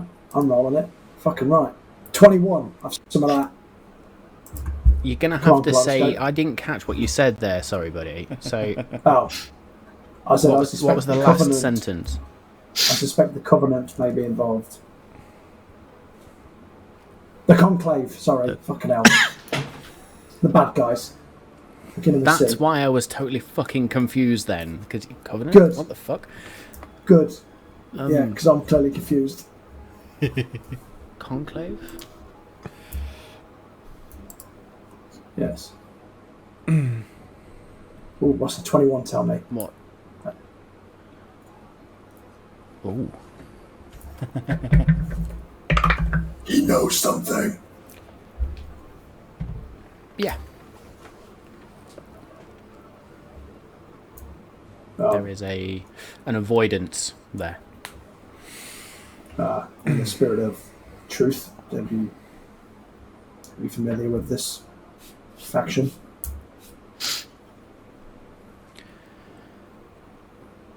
You've all been honest. The Conclave is a myth. It's almost a scary story we tell to our younger members. A fable of sorts, if you like, to advise them against the pursuit of darker talents. Long ago, within these very walls, it is rumoured that there was a conclave or a group of individuals who sought to control darker magics, blood magics, void magics. They were rooted out. Most of them were killed. Some of them escaped into, well, planes they believed they had controlled and have not been heard from since, and this was a very long time ago, so one can only assume that they have perished there. I am sorry, you said this was a myth, and yet you have just spoken like it is a fact. Yes. It's a story. So, the story goes that they were... I did not experience this. I was not around to... And I don't believe anybody here would have been around to observe whether this is truth or not. It is a myth. It's a legend. It is a story. There is no factual evidence. There's no empiricism behind this. Do you think the stories may have inspired some copycat people who have set up their own organization in honor of the mythical conclave? Perhaps. Without further investigation or further evidence of such, I'm afraid I have little to go on but your quite clearly honest testimony. But what I'm concerned about is how one of our greatest Alchemists was murdered in her own chambers. I do not believe it is of much particular insight. However, the reason I was in Thalissa in the first place was I was tracking all the way from my homelands, which are actually not that far away from here.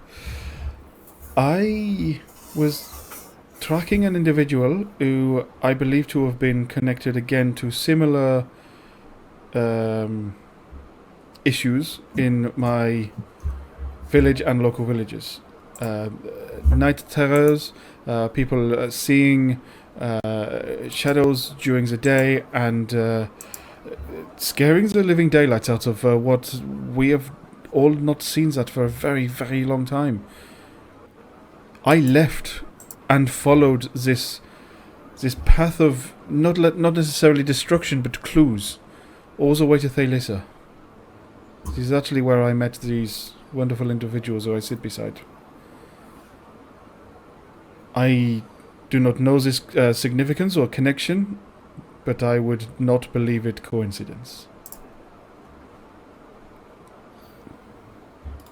And so that explains why you were in Thalissa. How about the other two? Lex, I think you said your name was.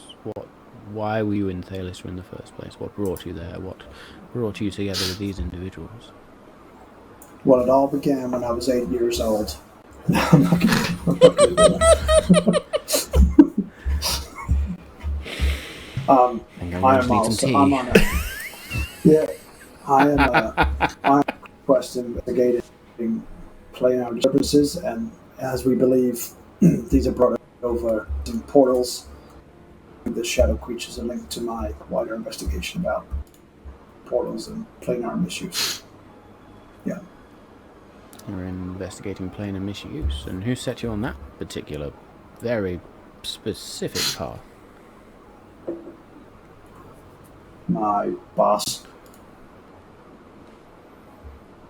Who is... Called Primus.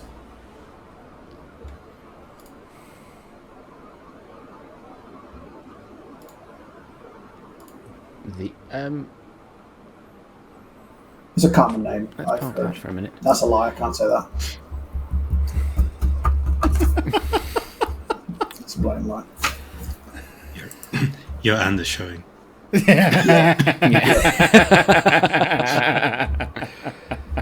Should have missed We're going to come back to Malpernus. that, I think. And my tiefling friend. Why were you in Thalissa? I like to swing a sword. There's a Colosseum there. And you just happened to stumble across these two individuals and fall into a murder plot. I mean, look at them. That's they actually protect pretty, them, so pretty I just joined. factually correct. You would not. I think I did stumble over him over them. Yeah. Well, yes. In fact, life is quite honestly more ridiculous than fiction, quite often. So yes, I bumped into Cassis again there, and thought it was good to have them come along with myself and Lex.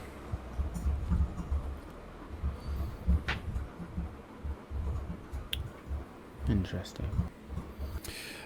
We have honestly come Well, I here have for things- more information, and therefore we have very little else we can really provide you.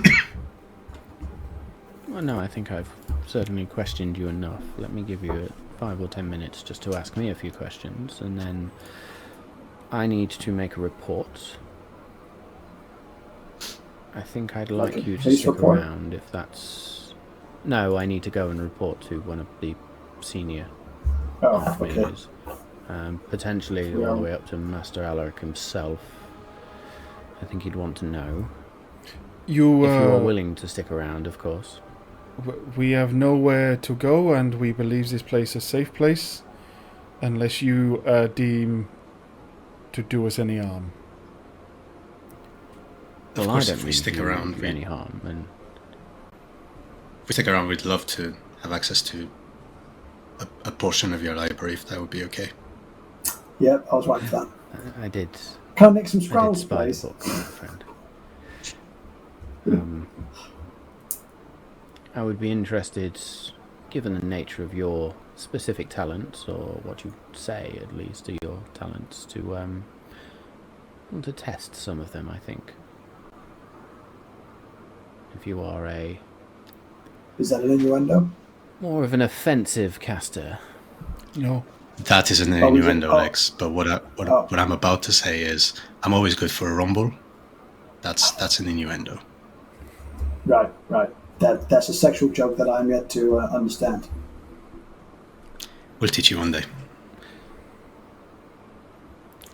Are you the familiar naivety of with the young. well, Hello, Just I knowing do have a travel. question. I do have a question for you. Mm-hmm.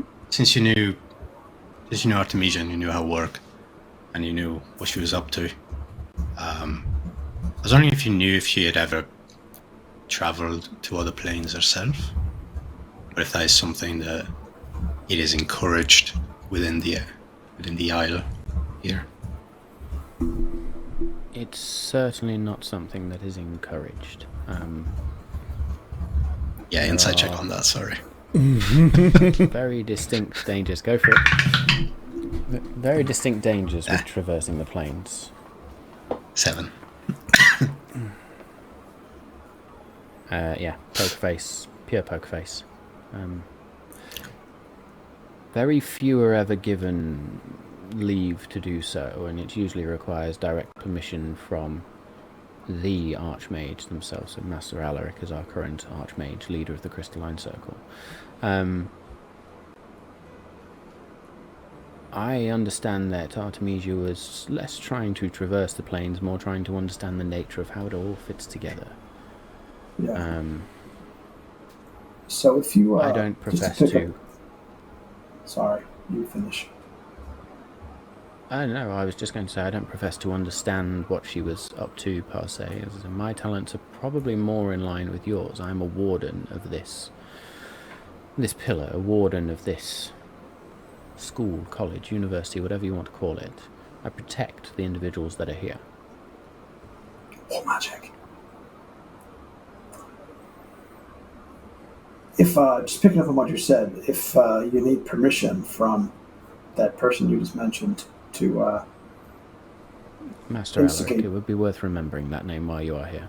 Master Alaric, to instigate planar travel, does that mean they would know of anybody who has planar traveled into and out of Ardalia? Do they have like a oversight of that? Would they know? Good question. They would certainly know who they've given permission to traverse the planes. Whether they have a clear understanding of who has entered or exited, I do not know. Master Alaric knows many, many things, and he has certain talents that allow him to see certain things. He may have that information.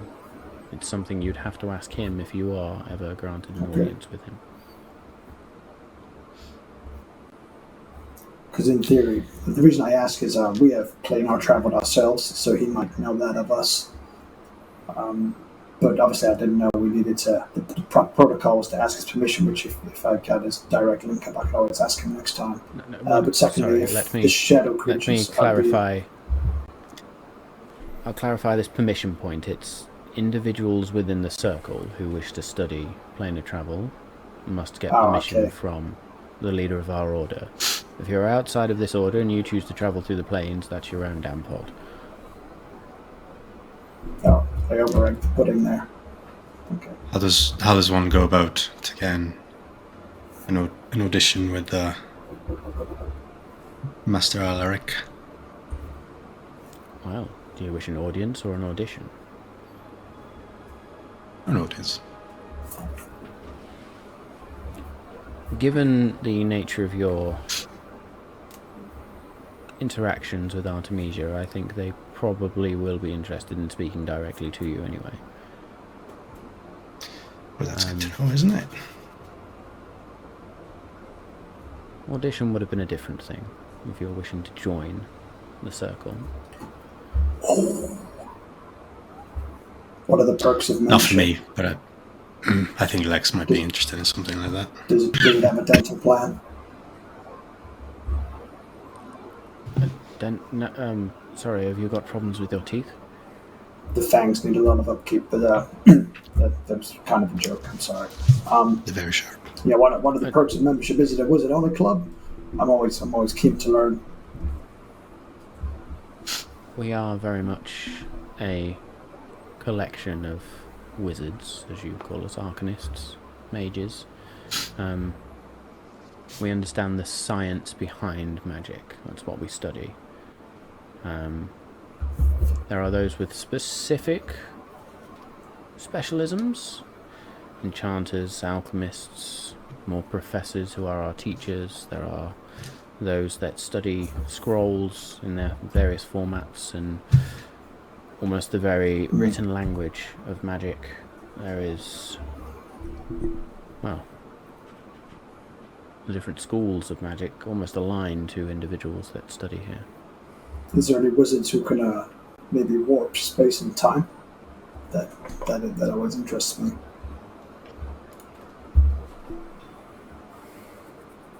It is a particular skill that some possess, yes. It's not often dabbled in. Okay. I'm also curious as to how I could maybe get a little crystal souvenir. I noticed that it amplified my power. I'm keen to explore that a little bit further. My advice would be to not meddle with the mana stones as they are. It is the purest form of arcane stone. The reason this island is the way it is because it sits atop a major nexus point of the ley lines within Ardalia. This island did not exist the way it did 30 years ago, is what I will say to you.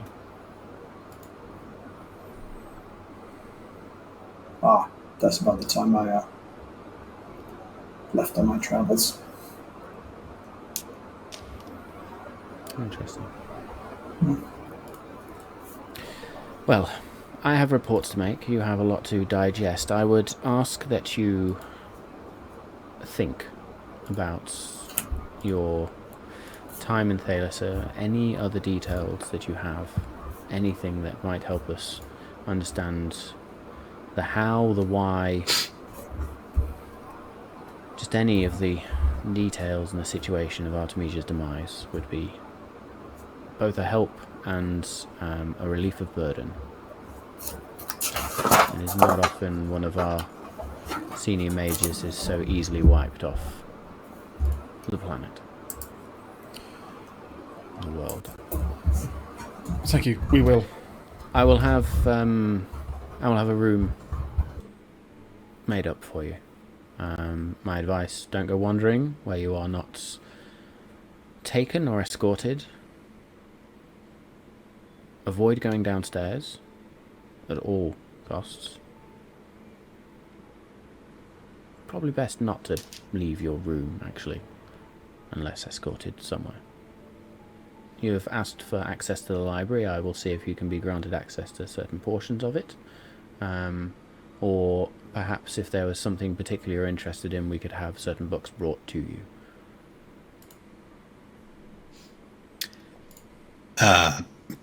Yes, I mean, books with magical equations are always interested to me. Particularly something around the school of... Talk amongst yourselves.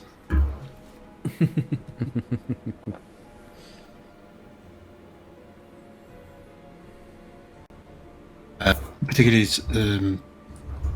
things around the School of Abjuration would be interested. Very good. I will see what can be brought before you. Thank you. Well, yes, I will be back in a few minutes. Do not touch anything in this room. I will know for starters, and it is not advised.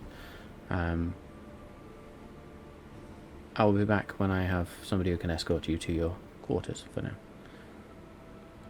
Okay. They stand from their seat and they just sort of wave a hand again, and that it's almost like this bubble just... No need for that spell anymore.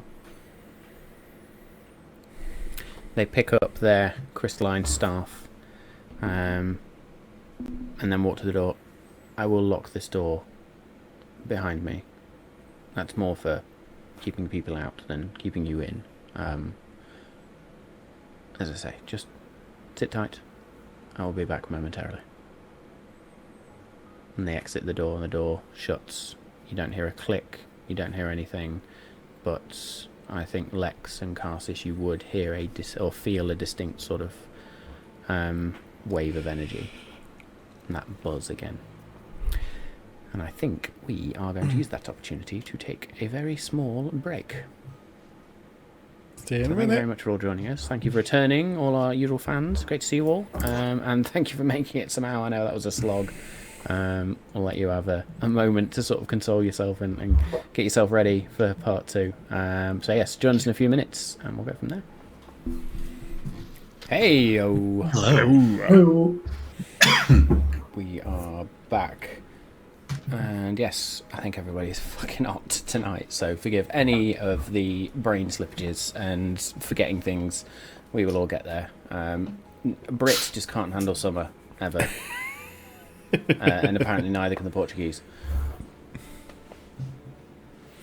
I came to England to get away from the heat. Yeah. Right. You It's did, different heat, and now we have sticky. like worse heat waves. Yeah. It's shit heat. It's because it doesn't Anyway, go down at night time, and our houses are built for the winter. Yeah, so they stay hot. yeah. Yeah. No tile Very floors and cool. terracotta So I've just and seen stuff. None of that. I've just seen the notes in the chat around the musical track that's playing during the break. So glad you're enjoying that. I believe that is a tabletop audio special. I will let you know in just a moment. I'm pretty sure It's it Dave is. playing the but keyboard the I'm whole- happy right. to be Yeah, corrected. the whole time. I never leave. It's just I literally, I don't go for a pee. I just take a piss in my chair. It's fine. I feel like there was Dave's on more a information commode. than we needed there, Dave, but alright. It's just... he's done the old His adult DIY nappy hack, where fetish he's has just been attached a released. bucket to the bottom. Yeah. That's the next fan art we don't need. Very good. On the subject of fan art, by the way, I know some of it's been a bit tongue-in-cheek, but it's all fucking amazing, so thank you so much. And thank you, Stick, again, for the updates to Cars's artwork, which now includes a teeny-weeny Tabitha. Oh, yeah. She tiny. So, yeah, She tiny. teeny tiny Tabitha. So there she is, fluttering behind that Jewel very needs muscular a pet. shoulder there. Does Jewel need a pet? Do I need another bloody sidekick to track? No. The answer is yes, Matt. Cool. So let's get into it. I'm not leaving this tower without one. Rob Shit. A cat with a black cat. Jewel becomes a fucking warlock packed with a chain. It is indeed a tabletop audio track called Wizard's Tower. Oh, there you go. How folks. apt. So if you're interested, get yourself over tabletop audio. That was very apt, actually. Very It is good. very apt. On the B-side, Cool. We're currently listening The to B-side to Arcane that Ethereum or something. So, the B-side to Wizard's Tower has to be Wizard's Sleeve, right? that's probably one of the alternative versions that you can do if you pay for their Patreon. So You were fucking desperate to get that joke out, weren't you, buddy? I was like, oh, wait. I could not keep it inside, Matt. I had to get it out. otherwise That's I what would she said. burst. Wait. Yep, story of my life. Anyway, cool. So you've all just been left in Elysian's study, as they have gone to go and find somebody to lead you to a room and set up a room for you where you can stay while you're here, while you get sort of asked a few more questions and potentially have an audience with Master Alaric, who leads the tower. What do you want to do while you're in this room? It's just the three of you. Well, 5 if you count the 2 additions. how do we think that went? Surprisingly well, actually. He was receptive. Well, we were telling the truth, so We are not prisoner. I don't think. no. Restricted guests, I think.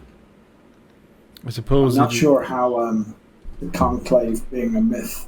I'm not sure how I feel about that. I'm not sure whether I'd buy that. Well, the problem with that now is that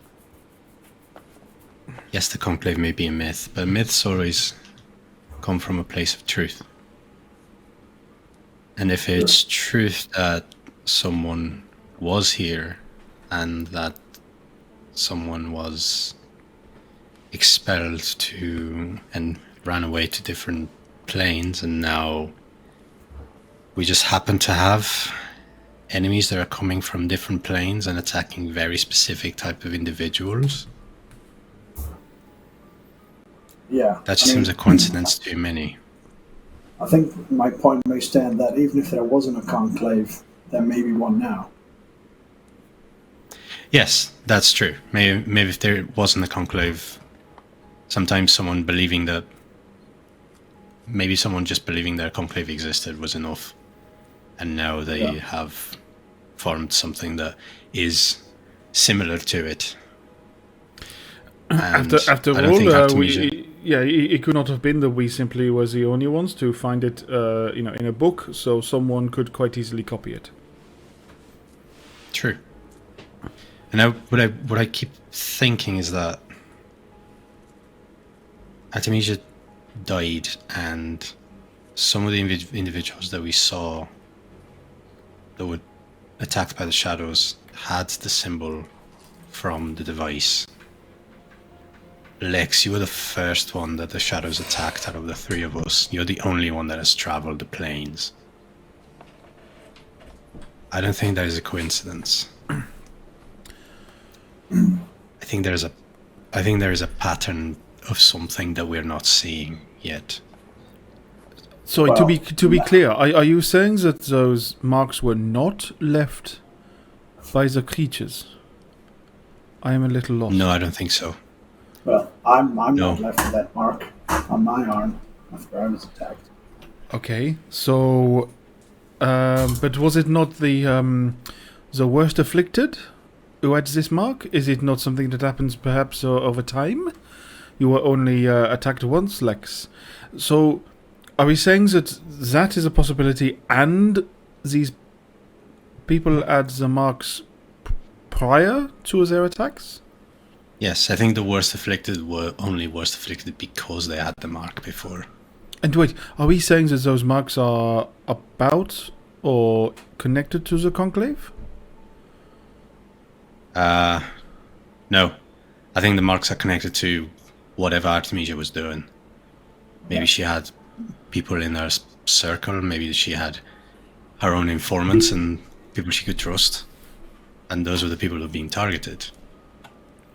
Okay. And I wouldn't be surprised if those people are also members or former members of the circle here. If you believe that I was targeted, excuse me while I pick up my pen. If you believe that I was targeted because I have traveled between planes, then that means Jewel is also now a bigger target. So if we did return did I actually travel the planes, or did only part of me? Whether that's At what point does that make a I'm not difference? sure. Yeah. You're asking the wrong person. Well, given the side effects you're currently experiencing, I would say you were a bit of a planar beacon if they were looking for that sort of thing. Well, yes. It is interesting that they are, well, I suppose not identical. They have some awful similarities to what we have been up against. Not to mention I have a portal opening device in my bag. Okay, so how much of this information are we willing to give out if we have not already done so in the fact that we are already in that tower talking about it? I'm sorry, I am paranoid. Yeah, it's a tough call because he seemed quite dismissive of the conclave / planar travel shadows type thing. Yeah, he doesn't seem to be the Archmage might- right individual. Doesn't seem to be the right individual to talk about this too. Maybe if we get an audience with Master Alaric, then Yeah. we'll be a little bit more interested in this. Yes, so we have essentially given enough information to them to mean that we are not initially a threat, and now he is going to find someone who is more interested in the information. Potentially.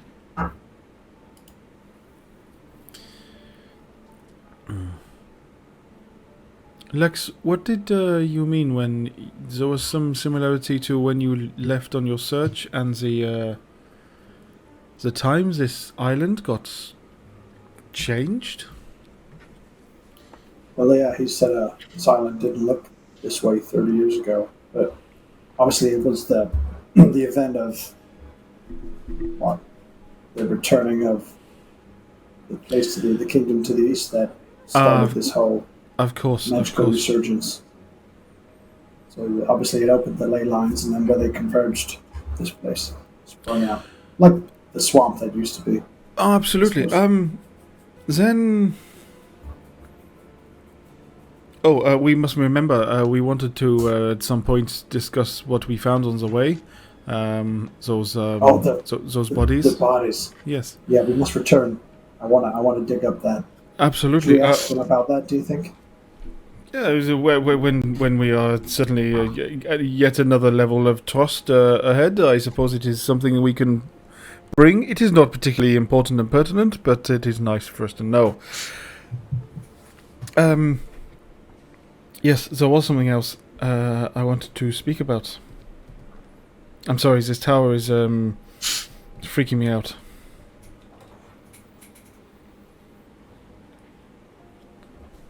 Well, maybe it will come to me when we start speaking to this master mage.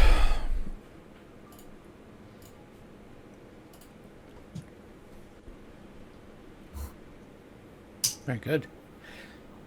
So you probably sit for maybe another 10 minutes or so. Is there anything else anybody wants to do in the next 10 minutes? We've definitely felt that the effects of the island are lessened in here. Is that right? Yes, very much so. The that general buzz and almost waves like energy. The energy that keeps washing over you in waves is definitely diminished. So I'm having a problem with my right earphone right now, so it's throwing me off slightly. I'm going to pull that out and just leave it off. So yes, those waves of arcane force and are much lessened in here. It almost feels normal in here, apart from the fact that it is quite clearly there has been magic used to craft this whole tower, and the nature of it. Even in this very room, there is more of a natural feel to it. Now you pay more attention to the chairs that you sit on. It's almost like they've been not carved out of wood, but it's almost like the wood has just flowed, almost like water, to form this shape. You can see that the roof is covered in vines with various flowers that grow on it as well. There is a particular potted plant on the desk as well, which opens out into this very beautiful flower with each petal has 5 petals, each is a different colour. And it's just very bizarre. You constantly hear that sound of either rustling leaves or that sound of babbling water, a babbling brook type thing. And as the 10 minutes pass, thinking back to thinking back to Artenasia, is there any recollection of any furniture that she had, clothing or anything that actually is at all similar to what we're seeing now? Now it's in much larger quantities. Make me a history check, please. Okay. Where's my character sheet? History is there. Ooh, nice. 22. So you remember her robes were nothing like the robes that are worn here, and actually her office was much more academic in nature, I'm going to say. The only thing I will say that you remember with any indication that she may have once studied here is the spell book that she always had at her hip. It had a leaf motif on the front of it. Right. Turn to Lex and Cassis. Were you expecting such a almost return to nature effect that is of this tower? No, it's nicely unexpected, though. I was. Yes, it is quite a surprise. I thought it was very much. I don't know why, but almost thought it was a disconnect from nature to do these. Forgive me, but quite unnatural things. I suppose if you're surrounded by rocks and crystals, it's nice to bring a little bit of, I'm assuming, home to where you live now, Master Alaric. Well, if the rest of them are of elvish descent, then maybe, but yes, there are definitely elves where I came from. We all lived in the woods, and it was nice. So, perhaps homely, but just still very odd. Well, I didn't figure out he was an Eladrin, did I? So no, that's irrelevant. I will not say that. Yeah, I suppose I just said he's elven. Yeah.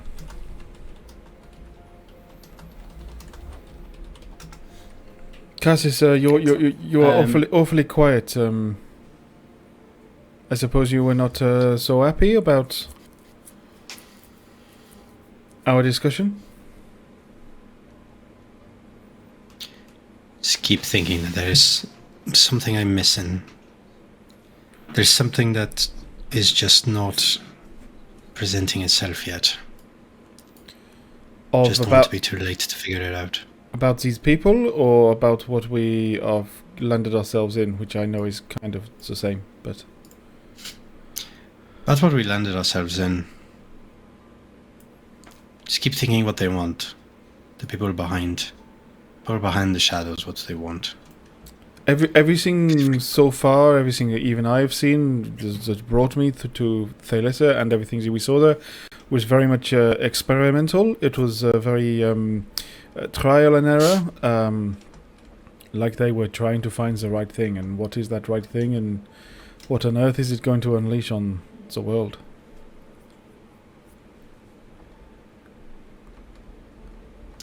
Yeah, that's it. It's just... Yeah, just keep thinking about that. About someone who might be trying to summon something bigger. A bigger shadow, that would be. Or so you think the shadows are drawing people's life forces to empower something else to come through? Well, that is a horrible thought. Or they're just trying stuff out, you know, just experimenting. Bring out something small first, then bring a shadow or two, then bring a shadow or two in a day that is more complicated to do so when the alignment is not working as well. The alignment? Bring something bigger. Yeah, well, Artemisia seemed to say that the attacks of the shadows used to happen on a specific time of the day or time of the yes, she did week. say that it was very regular in its sort of time overnight. Yes, something or someone is being very, very calculative about this, and perhaps that is information we can give them. Yeah, I'm just afraid that currently we are a couple of steps behind. We need to catch up if we want to do something about it. I will be honest, Cassis, I thought that telling them everything here was going to mean that was it, we have done our job. I thought they would be more open to joining our investigation. I honestly was hoping they would take over the investigation. Why us? We know nothing. Well, I definitely want to find out if they are summoning shadows from another plane, then must be stopped. I of course want to clear my name and stop them because they were, but we also have to know when we are beat and when someone else should take over. It is almost their what is the word? Jurisdiction. But if traveling through planes would help to understand a little bit more what happened to you, wouldn't you want to know that? That is a good point. I want to ask them about it, but I don't want to do it again.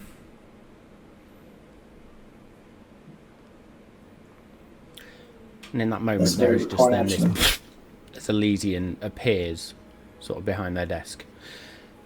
Well, that's sorted. Sorry, did I interrupt the conversation? There's a dagger half drawn. Oh, yeah. Sorry. Well, sorry, it's easier. I forget. Yes, it saves me having to unlock, cast another spell. I can just bamf straight in here. Forgive me. Yes, that was right. I suppose yes, a little bit sudden. I forget. We don't have guests often. Listen, I have passed a message on to Master Alaric. He is apparently already expecting you. Is that good?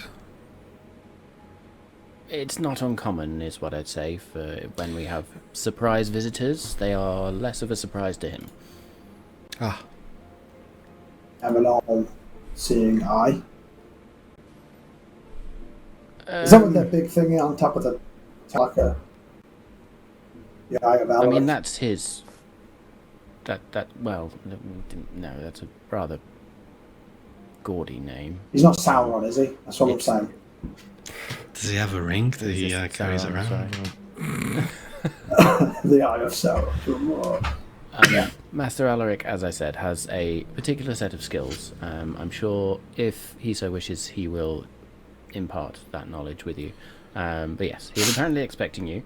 I, in the meantime, while you're speaking with him, will have a room prepared for the three of you. I'm assuming you're all okay sharing the same room. We shall survive. Yeah, we've done before. Very good. This cast have anything to do with I it. have asked also if any abjuration, sort of more basic abjuration books can be brought up. And the ruling is Master Alaric will have the final say on that. So all that's left for me to do is sort of escort you up to his study. It's a fair walk. Right. I do warn you. There's a lot of stairs. I would have thought you people would have just wherever you wanted to go. Oh, we can. It's just more difficult to take 4 people at once all the way up. Then lead the way. Yeah. Very good. I suppose I should have should have unlocked the door. Very well. Just takes the crystal staff and taps it on the door. Unlocks it. After you. We do not know where we are going. After you. No. Out of the office. I leave. Sort of escort you out. You can be rather blunt when you want to. Closes the door, locks it again. The staff definitely has this glow and buzz to it. There's a lot of power in this staff. But they then turn and say, right, don't wander off. Stick behind me. Ignore anything that seems weird. I have been... They get set off. Yeah, they came with me. That's almost funny. Well done. I'll get you before I leave. I have been meaning to ask.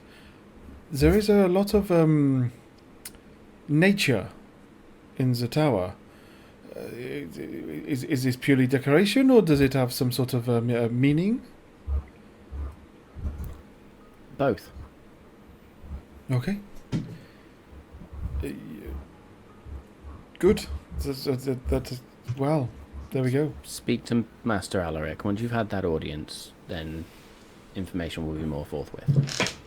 I appreciate I'm being very mysterious. Can I ask him if I can have a crystal? If you are so inclined, of course. I can't guarantee the answer will be yes. Would you put in a good word for me? When I'm trustworthy? I'm sending you, and you are going to have to put your best foot forward. Okay. Word of warning, he knows more than you could possibly imagine, and I wouldn't bother trying to attack him if you are indeed assassins, as you will find yourself jettisoned out of this tower quicker than you can pull a blade. I know Jewel looks like an assassin, but she's a trustworthy individual. I am purely trying to find information and get my life back. Very good. Anyway, Toot Sweet, follow me, and Elysian sets off at a pace, sort of back round this looping corridor to the spiral staircase and begins to just wind up. They don't seem to tire at all as they wander up here, but it's a lot of stairs within sort of the fucking chat within a 15-20 minute period of walking up these stairs, your calves are beginning to burn. You've already fought a dragon, and now you're on your way up an endless amount of stairs. It just doesn't seem like you're getting any closer to your destination, and then all of a sudden there's a moment where Elysian just do a flight at a time. There's a moment where Elysian just stops, and you sort of balk into the back. Do take some care, at least. We are here, and Elysian is stopped before a wooden door, but inlaid into the door is this golden various golden motifs of vines and leaves, and if I remember rightly, no, ignore that. That's it. Vines and leaves.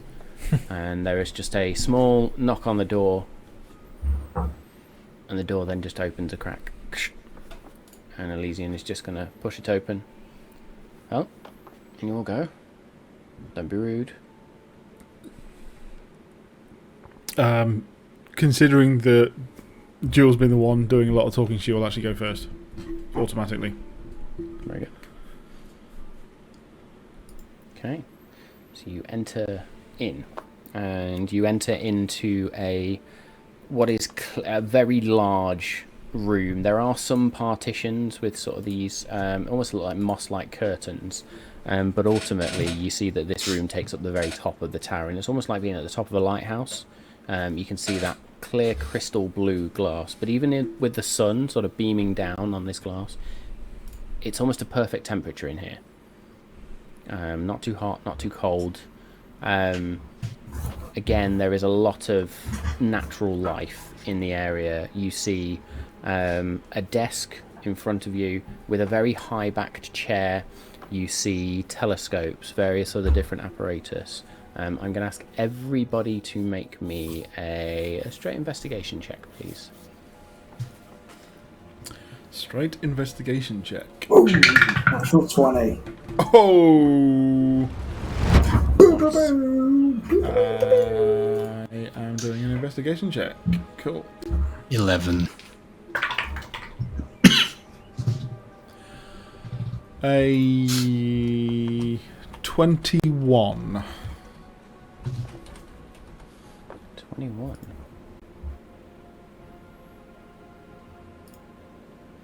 Very good. I just got kicked out of the app I was using, which is always good. Yeah. So bear with me just a second. So with a natural 20 and a 21. Let me back in. Thank you. Pain in the ass. This is what I get for using online note apps.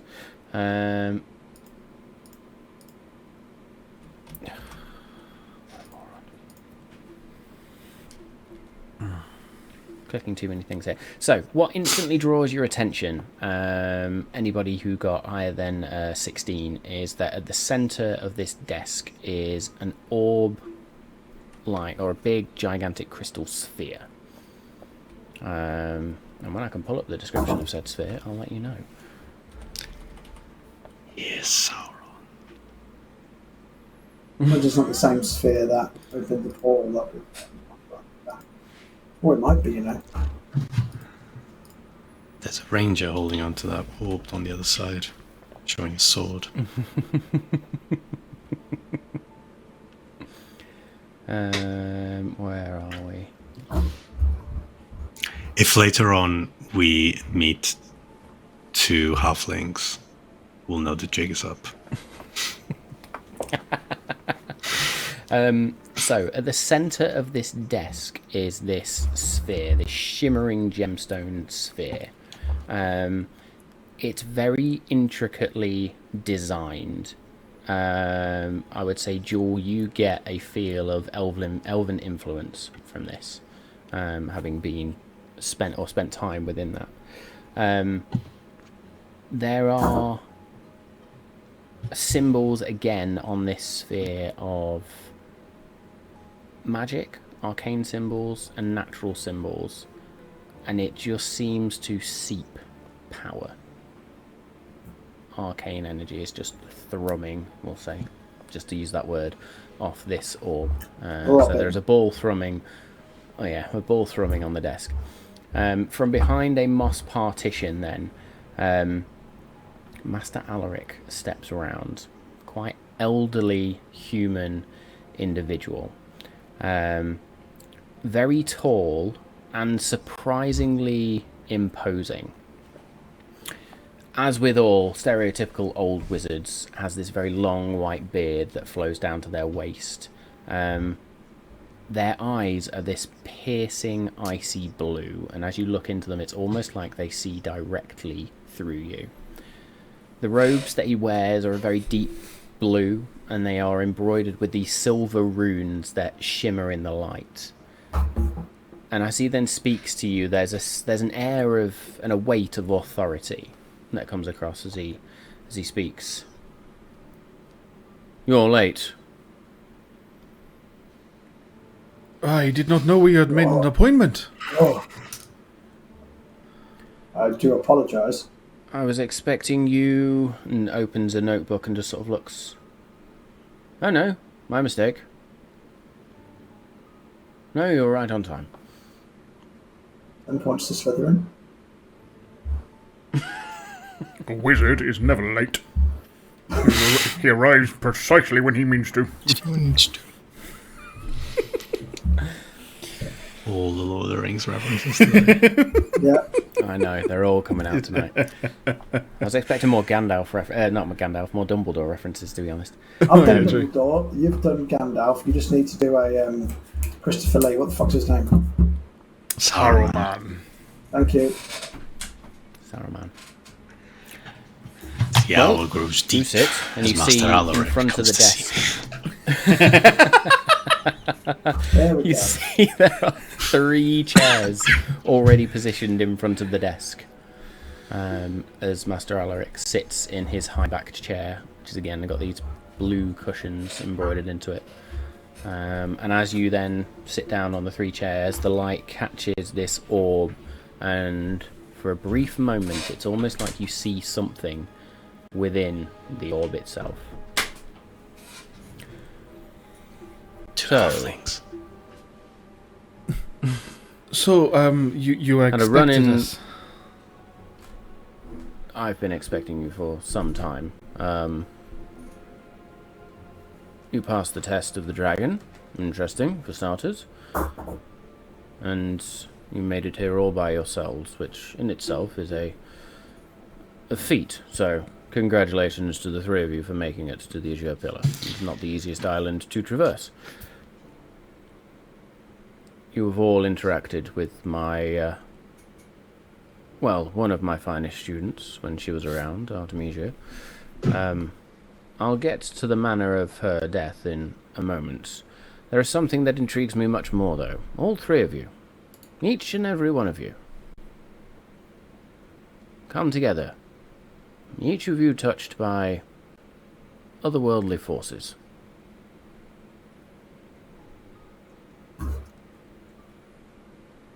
That's one hell of a coincidence, and I do not believe in coincidences. Neither do I.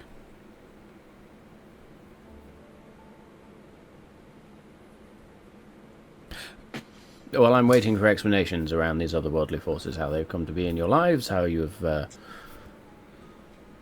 how this came to pass. This may be a silly question, but if you see all, don't you already know the answer? I see amounts of information. I can tell, just by meeting you, that you have all been touched by things, by forces, by powers beyond you, without being rude. If I was to look further, then yes, I could probably discover it for myself, but let's just say I'm more interested in hearing it straight from the horse's mouth. And your little friend can come out, if they so wish. Because your banner isn't here. Okay, well.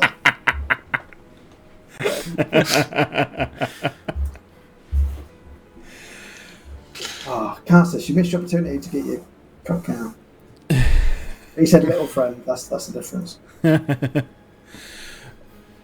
Well, I suppose I might as well start. My village was You getting... died. Well, Zenza was that. How do you know? Well, so... Sorry, you wish to go back to your village? Yes. Disturbances in the village. It got me to Thalissa, following someone, and yes, then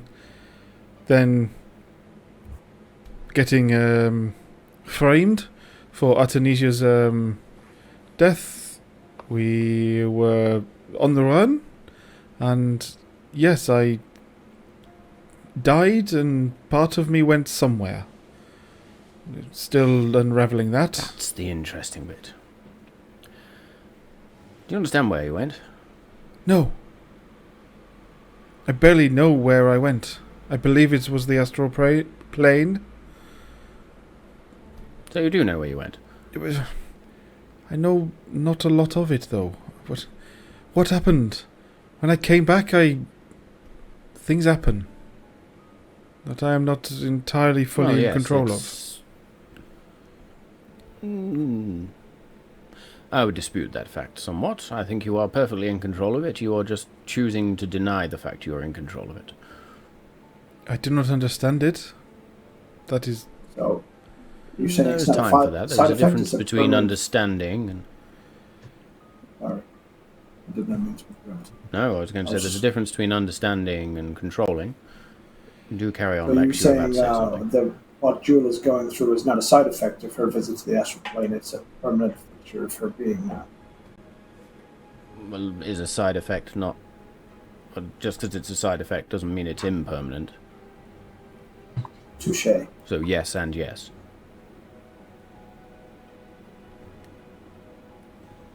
So, listen, Jewel. There is something I can't see, which is whatever happened to you. You were... something. You brushed against some force or some being, energy, something. It's imparted some gifts on you by the looks of it. I would not call it gifts, and the flashes of... I don't even know whether to say memory has been just these eyes looking at me. That is as much. Eyes. Eyes. Holds out a hand and a book just flies into the hand. Is this really eyes. what we should be speaking about, and not the death of one of your colleagues? Oh, we'll get to that. Well, Don't worry. All in good time. I'm sorry, we have been on the road and on the Continues run just so waving quickly. To slow down is, well, quite abrupt. Oh, forgive me. I am an imperfect host. Clicks his fingers and 3 cups appear in front of you. Whatever drink your character thinks of in that moment now appears in front of you. Oh. So make it as wild and wacky as you want to. Well, Lex is going to be Dylan boring, but yes. He might spruce up imagine his there's a lot leaf of water tea with in some front of honey. They're absolutely fucking mental. There we go. So you have a honeyed tea in front of you. Jewel, the drink that appears in front of you. A lovely fruity wine. Very good. Oh, in my head, I was Fantastic. thinking Malbec, you know. Oh, I was thinking Cote d'Aron, but sure, whatever. There we go. Cassis? It's come. No, it's. You bastard! I nearly spelled that out over my computer. That's what she said. Yeah. Very good. Probably a rough. said it. It's like, a tall glass of Lex. probably a rough, not very well fermented ale. Very good. So there's a dwarven ale that appears in front of you in a sturdy stein. Sort of, it's got that weird froth that you get on some ales, where it sort of catches on the sides and bubbles over the sides a little bit. Very well, that will suffice. Just give me one more moment. Flicks through these pages. Eyes. Slams the book down on the table. As I quickly flick to a different set of notes. Yeah, I was going to say, DM, was there any more? Because I don't want to say random stuff, but was it more eyes that looked like it was filled with stars, or am I wrong on that one? I would elaborate. You are absolutely right on that one.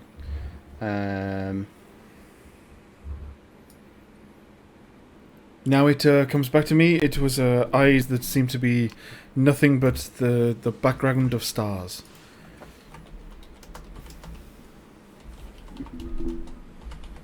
Have you even told us that yet? No.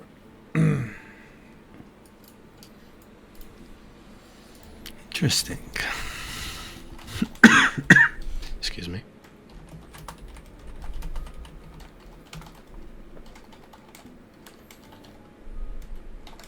Very good. So, yes, as they slam this book onto the table then, you see a circular medallion symbol at the top of this book that is divided into 3 equal sections. The outer edge of this medallion is adorned with these intricate patterns that almost look like constellations or celestial movements of stars. In the center, there is an hourglass of sorts, stylized, that's depicted.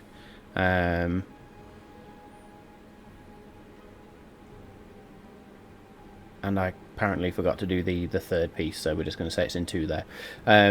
It's depicted in shades of blue within this book, which is coloured. And there's sort of, again, essences of shimmering silver and gold in there. Eyes, the Watcher. Interesting. Thought they were dead. Apparently not. I'm sorry, you're going to have to fill in the gaps. The Watcher, dead, and what I saw. Ah, yes, sorry, knowledge. Hi. Many gaps. Listen, there was, times gone past, gods were not the only things. There were lesser gods, lesser deities, lesser idols, betrayer gods, all manner of deities that so claimed onto certain power, depending on the number of followers they had. One was a student of Ioun, or Clothis, I believe, was the individual that sort of took that name in Thalissa. During the Divine War, they were supposedly destroyed, and, well, when gods die, they become stone edifices, apparently, in the astral plane.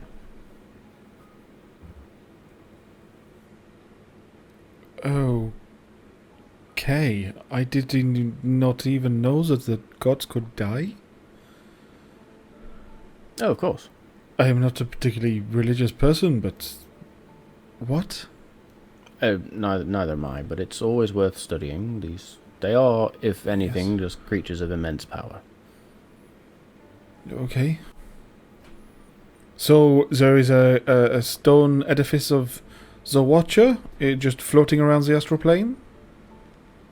No, if there's power that's been imbued upon you,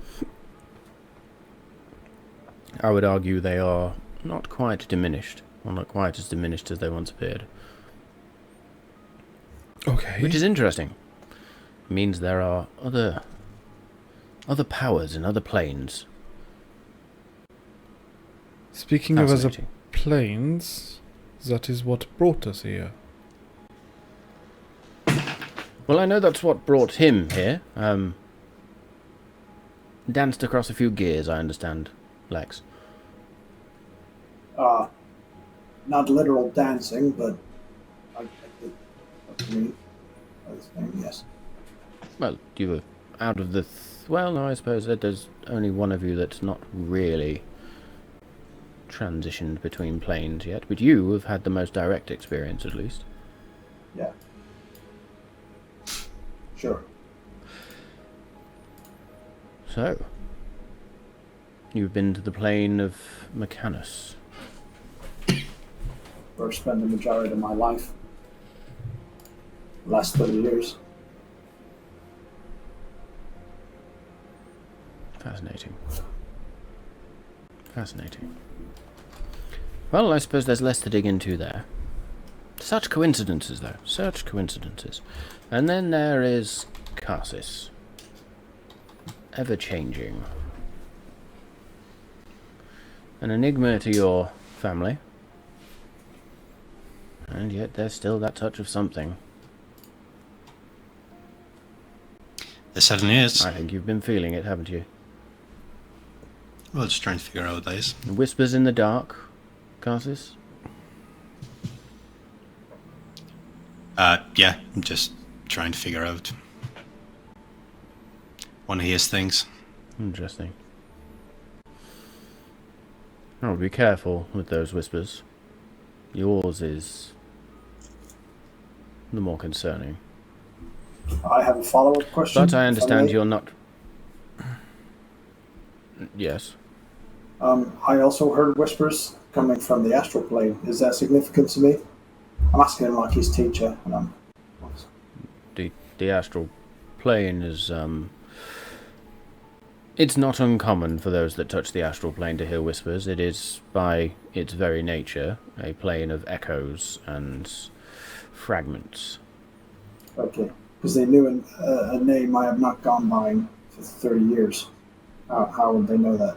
Yes. The Watcher. An individual who understands time, fate, and knowledge. You seem to have a bit in common with the Watcher, considering you're somewhat a I Watcher suppose yourself. one might say I do, yes. I am very much a Watcher myself. I see many things. Also known as a peeping Tom. But we won't get that.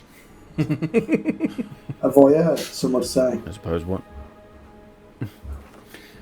Well, I prefer to consider myself a purveyor of knowledge and understanding. Now, the reason I asked about these touches of power is it is a very, very interesting coincidence that three such individuals touched by extraplanar powers are naturally drawn into a conspiracy or the like mystery concerning extraplanar powers.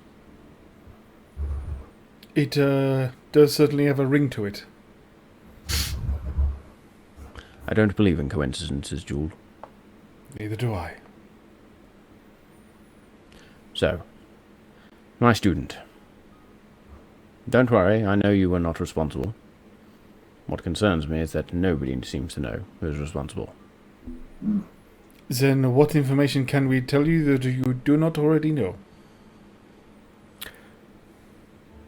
It's less about the information you can give me, and more about the task I wish to set before you. Okay. I know you wish to get out of this particular investigation, Jewel. But the three of you have particular powers, particular skills, and a sense of anonymity, which could be useful to me. As long as you don't go killing any more were-rats. Do we have anonymity when we have bounties on our heads? I was just going to say the same, Lex. That bounty will eventually catch up with you, no doubt. But for the majority of Enoeth, at least, and wider Ardalia, most folks won't know who you are. Okay. Did the information about the where-at come from one of your sources, or more from the Crystal ball. the people of the Silent Order of Zephyraths? I do not deal with thieves and assassins. I saw.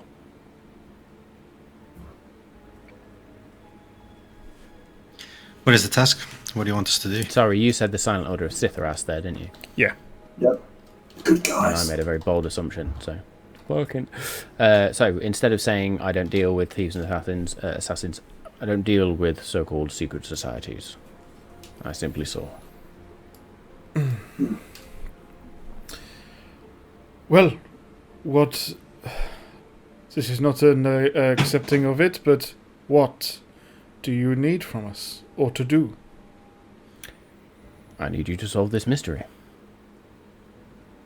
That is why we are here. Of Artemisia's death, or the shadow creatures coming Yes. through from another dimension. Both. They are inherently linked. I'm sure you've figured Okay. that out already. Yes, Yeah, but also there is- we got out of Thalissa so fast that we would go back and... Well, we could do nothing but to get arrested. I'm not asking you to go back to Thalissa. At all. Not yet, anyway. Time will come for that, I'm sure. I will allow you to stay here for a time to seek knowledge, to understand, study, and then you will head on your way. There is a darkness, something which blocks even my sight. There is a shadow that hangs over Artemisia's death. There is a shadow that hangs over what happened in Stonebark Village. I cannot pierce this darkness. That is new to you, isn't it? It is incredibly frustrating. Do you believe the Conclave is more than a myth? And that it might be resurging? Conclave? Yes. Where did you come across that name, dear boy? In our research and our investigation, we were investigating secret societies and organizations of Adalia, and it seemed like what they wanted to achieve is similar to some of the goings on that we've witnessed with the shadow creatures.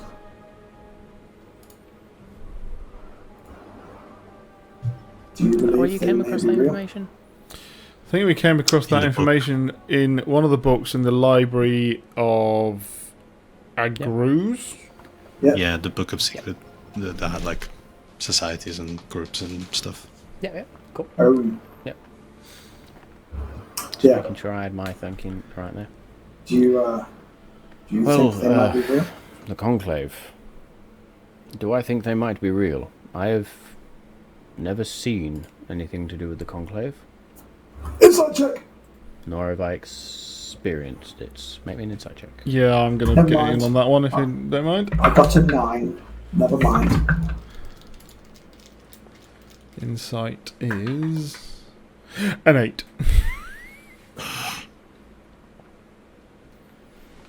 Not a clue. Not okay. Okay. I've never seen anything to do with the Conclave. Indeed, it is something of a myth in these walls. I suppose a dark order of magicians seeking to do dark things. And yes, well, there is no trace of any Conclave within this college, university, circle, whatever you wish to call it. I have spent many years here, both before and after the emergence, or the, what do they call it in the East? The return? The returning? This tower has stood for ages, because it stands upon, or atop, a nexus of ley lines. When they surged, this island had a very dramatic transformation.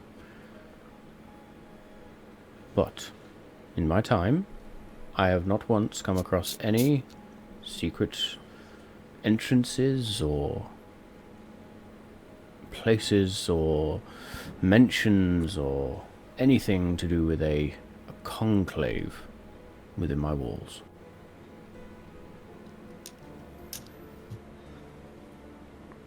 Do you know the people that Artemisia was working with back in Thelissa.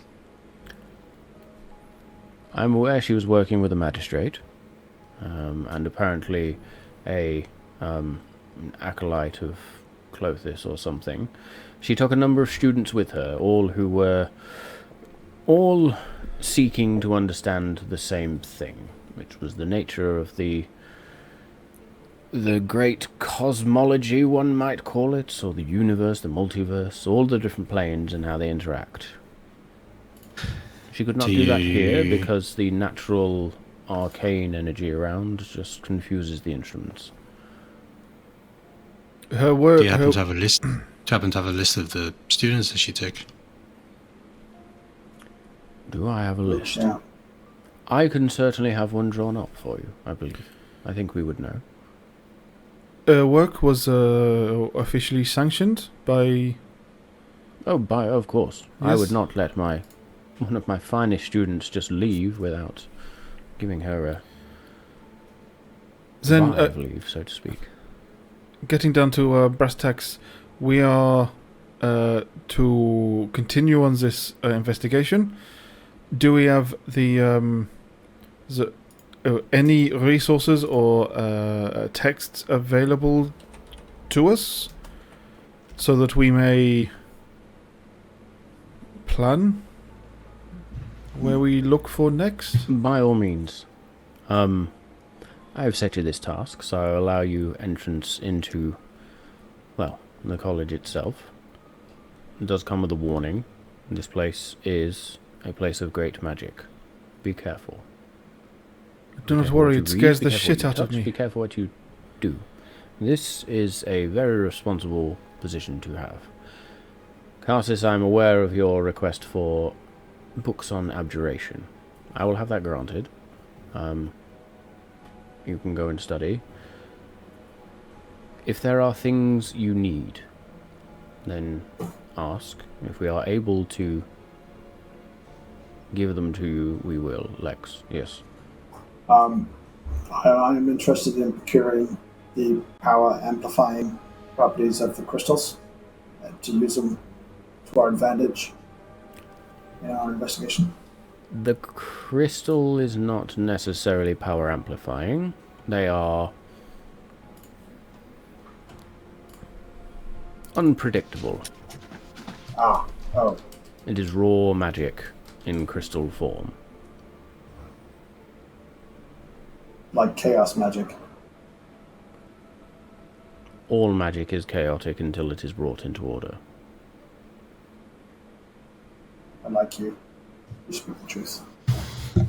So could I bring this raw magic into order to use myself to my advantage? I don't know, can you? I would like to try. What is it you wish to achieve, Lex? I don't really know. Just want a new toy. I'm just hoping that you have time to think about it. If I could use it as an arcane focus, it could maybe increase the power of my spells or something like that. Let me think on this. Allow me to learn new spells. Perhaps something one of our enchanters can do to do something that will help, if this is something you're so interested in. But yes, knowledge is there for you to go and grasp. You may speak with any of the other mages that you would think may be able to help you. Elysian will be there if you seek to be escorted to some of the subterranean aspects of our circle, our pillar, our college. It is beautiful down there, but it is unpredictable. Yes. If there is something you need, you have merely to ask, and if it is within my power, I will see it granted. There is something you should probably know that we haven't really told anyone yet. There was an individual in the place where Artemisia was working, which was actually the first individual we came in contact with, and when Artemisia died, she also disappeared. Now, I know you're not an individual to believe in coincidences, neither am I. So that seems quite the significant event. We have been theorizing, the three of us, that she might have something to do with what happened, even if she wasn't the perpetrator of the act. But to disappear so suddenly when what happened. And also there's the fact that when Jewel arrived to Artemisia, the guards already knew that she was going to be there. So they were clearly tipped off. And this individual this individual had reasons to know our whereabouts and our assignments and timeline, essentially. So it'd be really easy to frame us, or frame Jewel in this case. They let me in. That explains and some were of the gone gaps. when I was arrested.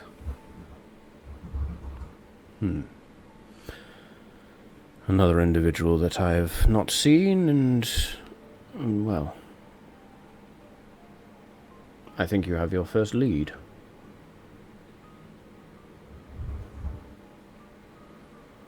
I'm assuming you have a name for this individual.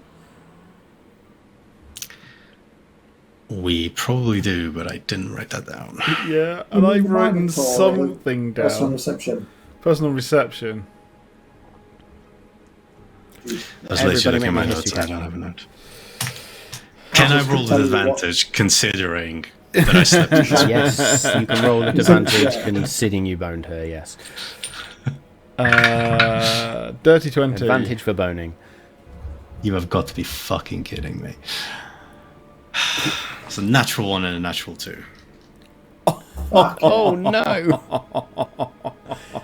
So Jewel, you would remember the name is Mayon. That tracks because, yeah, I think Jewel would absolutely hate her. I don't really keep names, very bad with them, so I couldn't remember. Her name was Mayon, and I only believe I remember because of how I believe she betrayed us both. Us all. This Mayon is unknown to me. Huh. Sort of begins flicking through a notebook. Say what? Then if they are past your sight, then they are very much of interest. Yes. Well, it could be that they are so unimportant that my investigations, my work, has not seen them, Sick man. or is not deemed for me to see them. Or it could be that they are so wrapped up in this that they are veiled by the same shadow that blocks my sight from everything else. One way or the other, we need to find out. Indeed. So the And this fact is your that they first are not known to you is either very significant or not significant at all. Or insignificant. Yes. For them. It is the nature of divination magic. I think we have a lot to discuss as a group, so I wonder if we may be able to retire and take this up. Of course. Your room is, I believe, already ready for you, and their eyes sort of flash a sheen of blue for a second. Yes, it is ready for you. Elysian is on their way up to escort you down. And to answer your question, because I know you've all been thinking about it, this place is stylized after a plane I so adore, which is the plane of Arcadia. Arcadia. Arcadia. Where all the Arcadia. arcade games are. Where Pac-Man lives. Yeah. So, very well. You all look like you could use some food and rest, and then you have work to do. So, off you go, downstairs to your room. Pip pip. I have work to do. Thank you. Thank you. Yes. Well, welcome. Thank you. And good luck. We shall need it. Au revoir. Indeed. And then disappears behind the same sort of moss-like curtain that he'd been behind before. And with that, the door then opens, and you see Elysian stood there, and is just not speaking. It's just beckoning you with a finger to exit.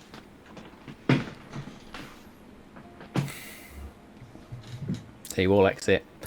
And Elysian doesn't say anything to you, just sort of inclines their head back down the stairs and leads you down the stairs and then through a number of corridors, and eventually brings you to a simple wooden door, which they then open, and inside you see a room with 3 beds, a desk, some writing implements in there, looks like some parchment, quills, ink. There is footlockers at the base of each one of the beds. And again, the room is decorated just with nature, almost. These vines that hang down and actually form curtains around the bed, or around the beds, sorry. It almost looks like they can actually be pulled around as well. The carpet that you step on, you soon very quickly realise is actually a bed of moss. All the beds are double beds. It is a fairly large room. That is good to know. And so, as you retire to your room, and we are slightly over time, I think we will call it there for this evening, with much more mystery to uncover. So thank you all for joining us. I appreciate there's been some answers there, but also a fuck ton more questions, which is exactly how we want to play it right now. I am also going to say, folks, as you have made it to the Crystalline Isle, you can each level up. Hey! Come on! Let's go! So, that was the next milestone, and you've got there. Can we roll? Can we roll? Can level we up roll? for you. Yes, you can roll. If we want to come back to the main view, Dave, we'll do a quick roll. Do some hit point rolls. What do I roll? I would roll whatever my hit dice are. So bearing in mind as well, with level ups, if anybody's considering multi-classing or anything like that, then you can feel free. I'm gonna do a thing. I'm gonna let chat decide what dice I'm gonna roll. Come on! Ooh. Oh, that's good. I have the sword dice, chat, the make it fighter good. dice, sword dice, fighter dice, or bisexual dice. First come, first serve. First one I see. Which one do we want, folks? How do we do a poll on this thing? Literally first like comment I see. Shit, I can actually do it. Bisexual dice. I was just going to say, it was going to be the bisexual one for sure. Well, that's one vote for the bisexual. Re-roll ones? Yes, Yes, always re-roll ones on health. Good. Well, roll the 2. Oh. I've been rolling pretty well for casters. Like rolling a 2 is That's fair, Carl. I mean, I'm quite proud. I rolled a 6, so I'm happy. I'm happy with a 4. Nice. Yes. So Happy that days. should bring us all up to level 5 now. 6. Level 6, sorry. Yeah, looking at the wrong bit. So yes, level 6. Oh, Very good. I finally Well. got stuff. Cool. So then there's a lot of things to be excited about there. Yes, we've done the hit points. As I say, if anybody's doing any considerations for characters, let me know. We can chat about that offline, as per usual. But to everybody that's been viewing, listening, watching, following along, however you're following along, thank you so much for joining us tonight. The lore is coming, and we will start to unravel certain mysteries as we go forward. But yes, we have finally made it to the Azure pillar, and there is much more to explore within this place, depending on what the players want to do. It is a probably one of the areas I've spent the most time crafting because it's so cool. It's been a lot of fun. So with that, I will say a good night to everyone. I hope you all enjoyed tonight. This has been episode 23 of Malt and Magic Campaign 2. There will be some schedule updates coming, but we'll talk about them next week. But yes, until such time, I hope you all stay safe. We love you all. Stick around for the raid, and we'll see you next week.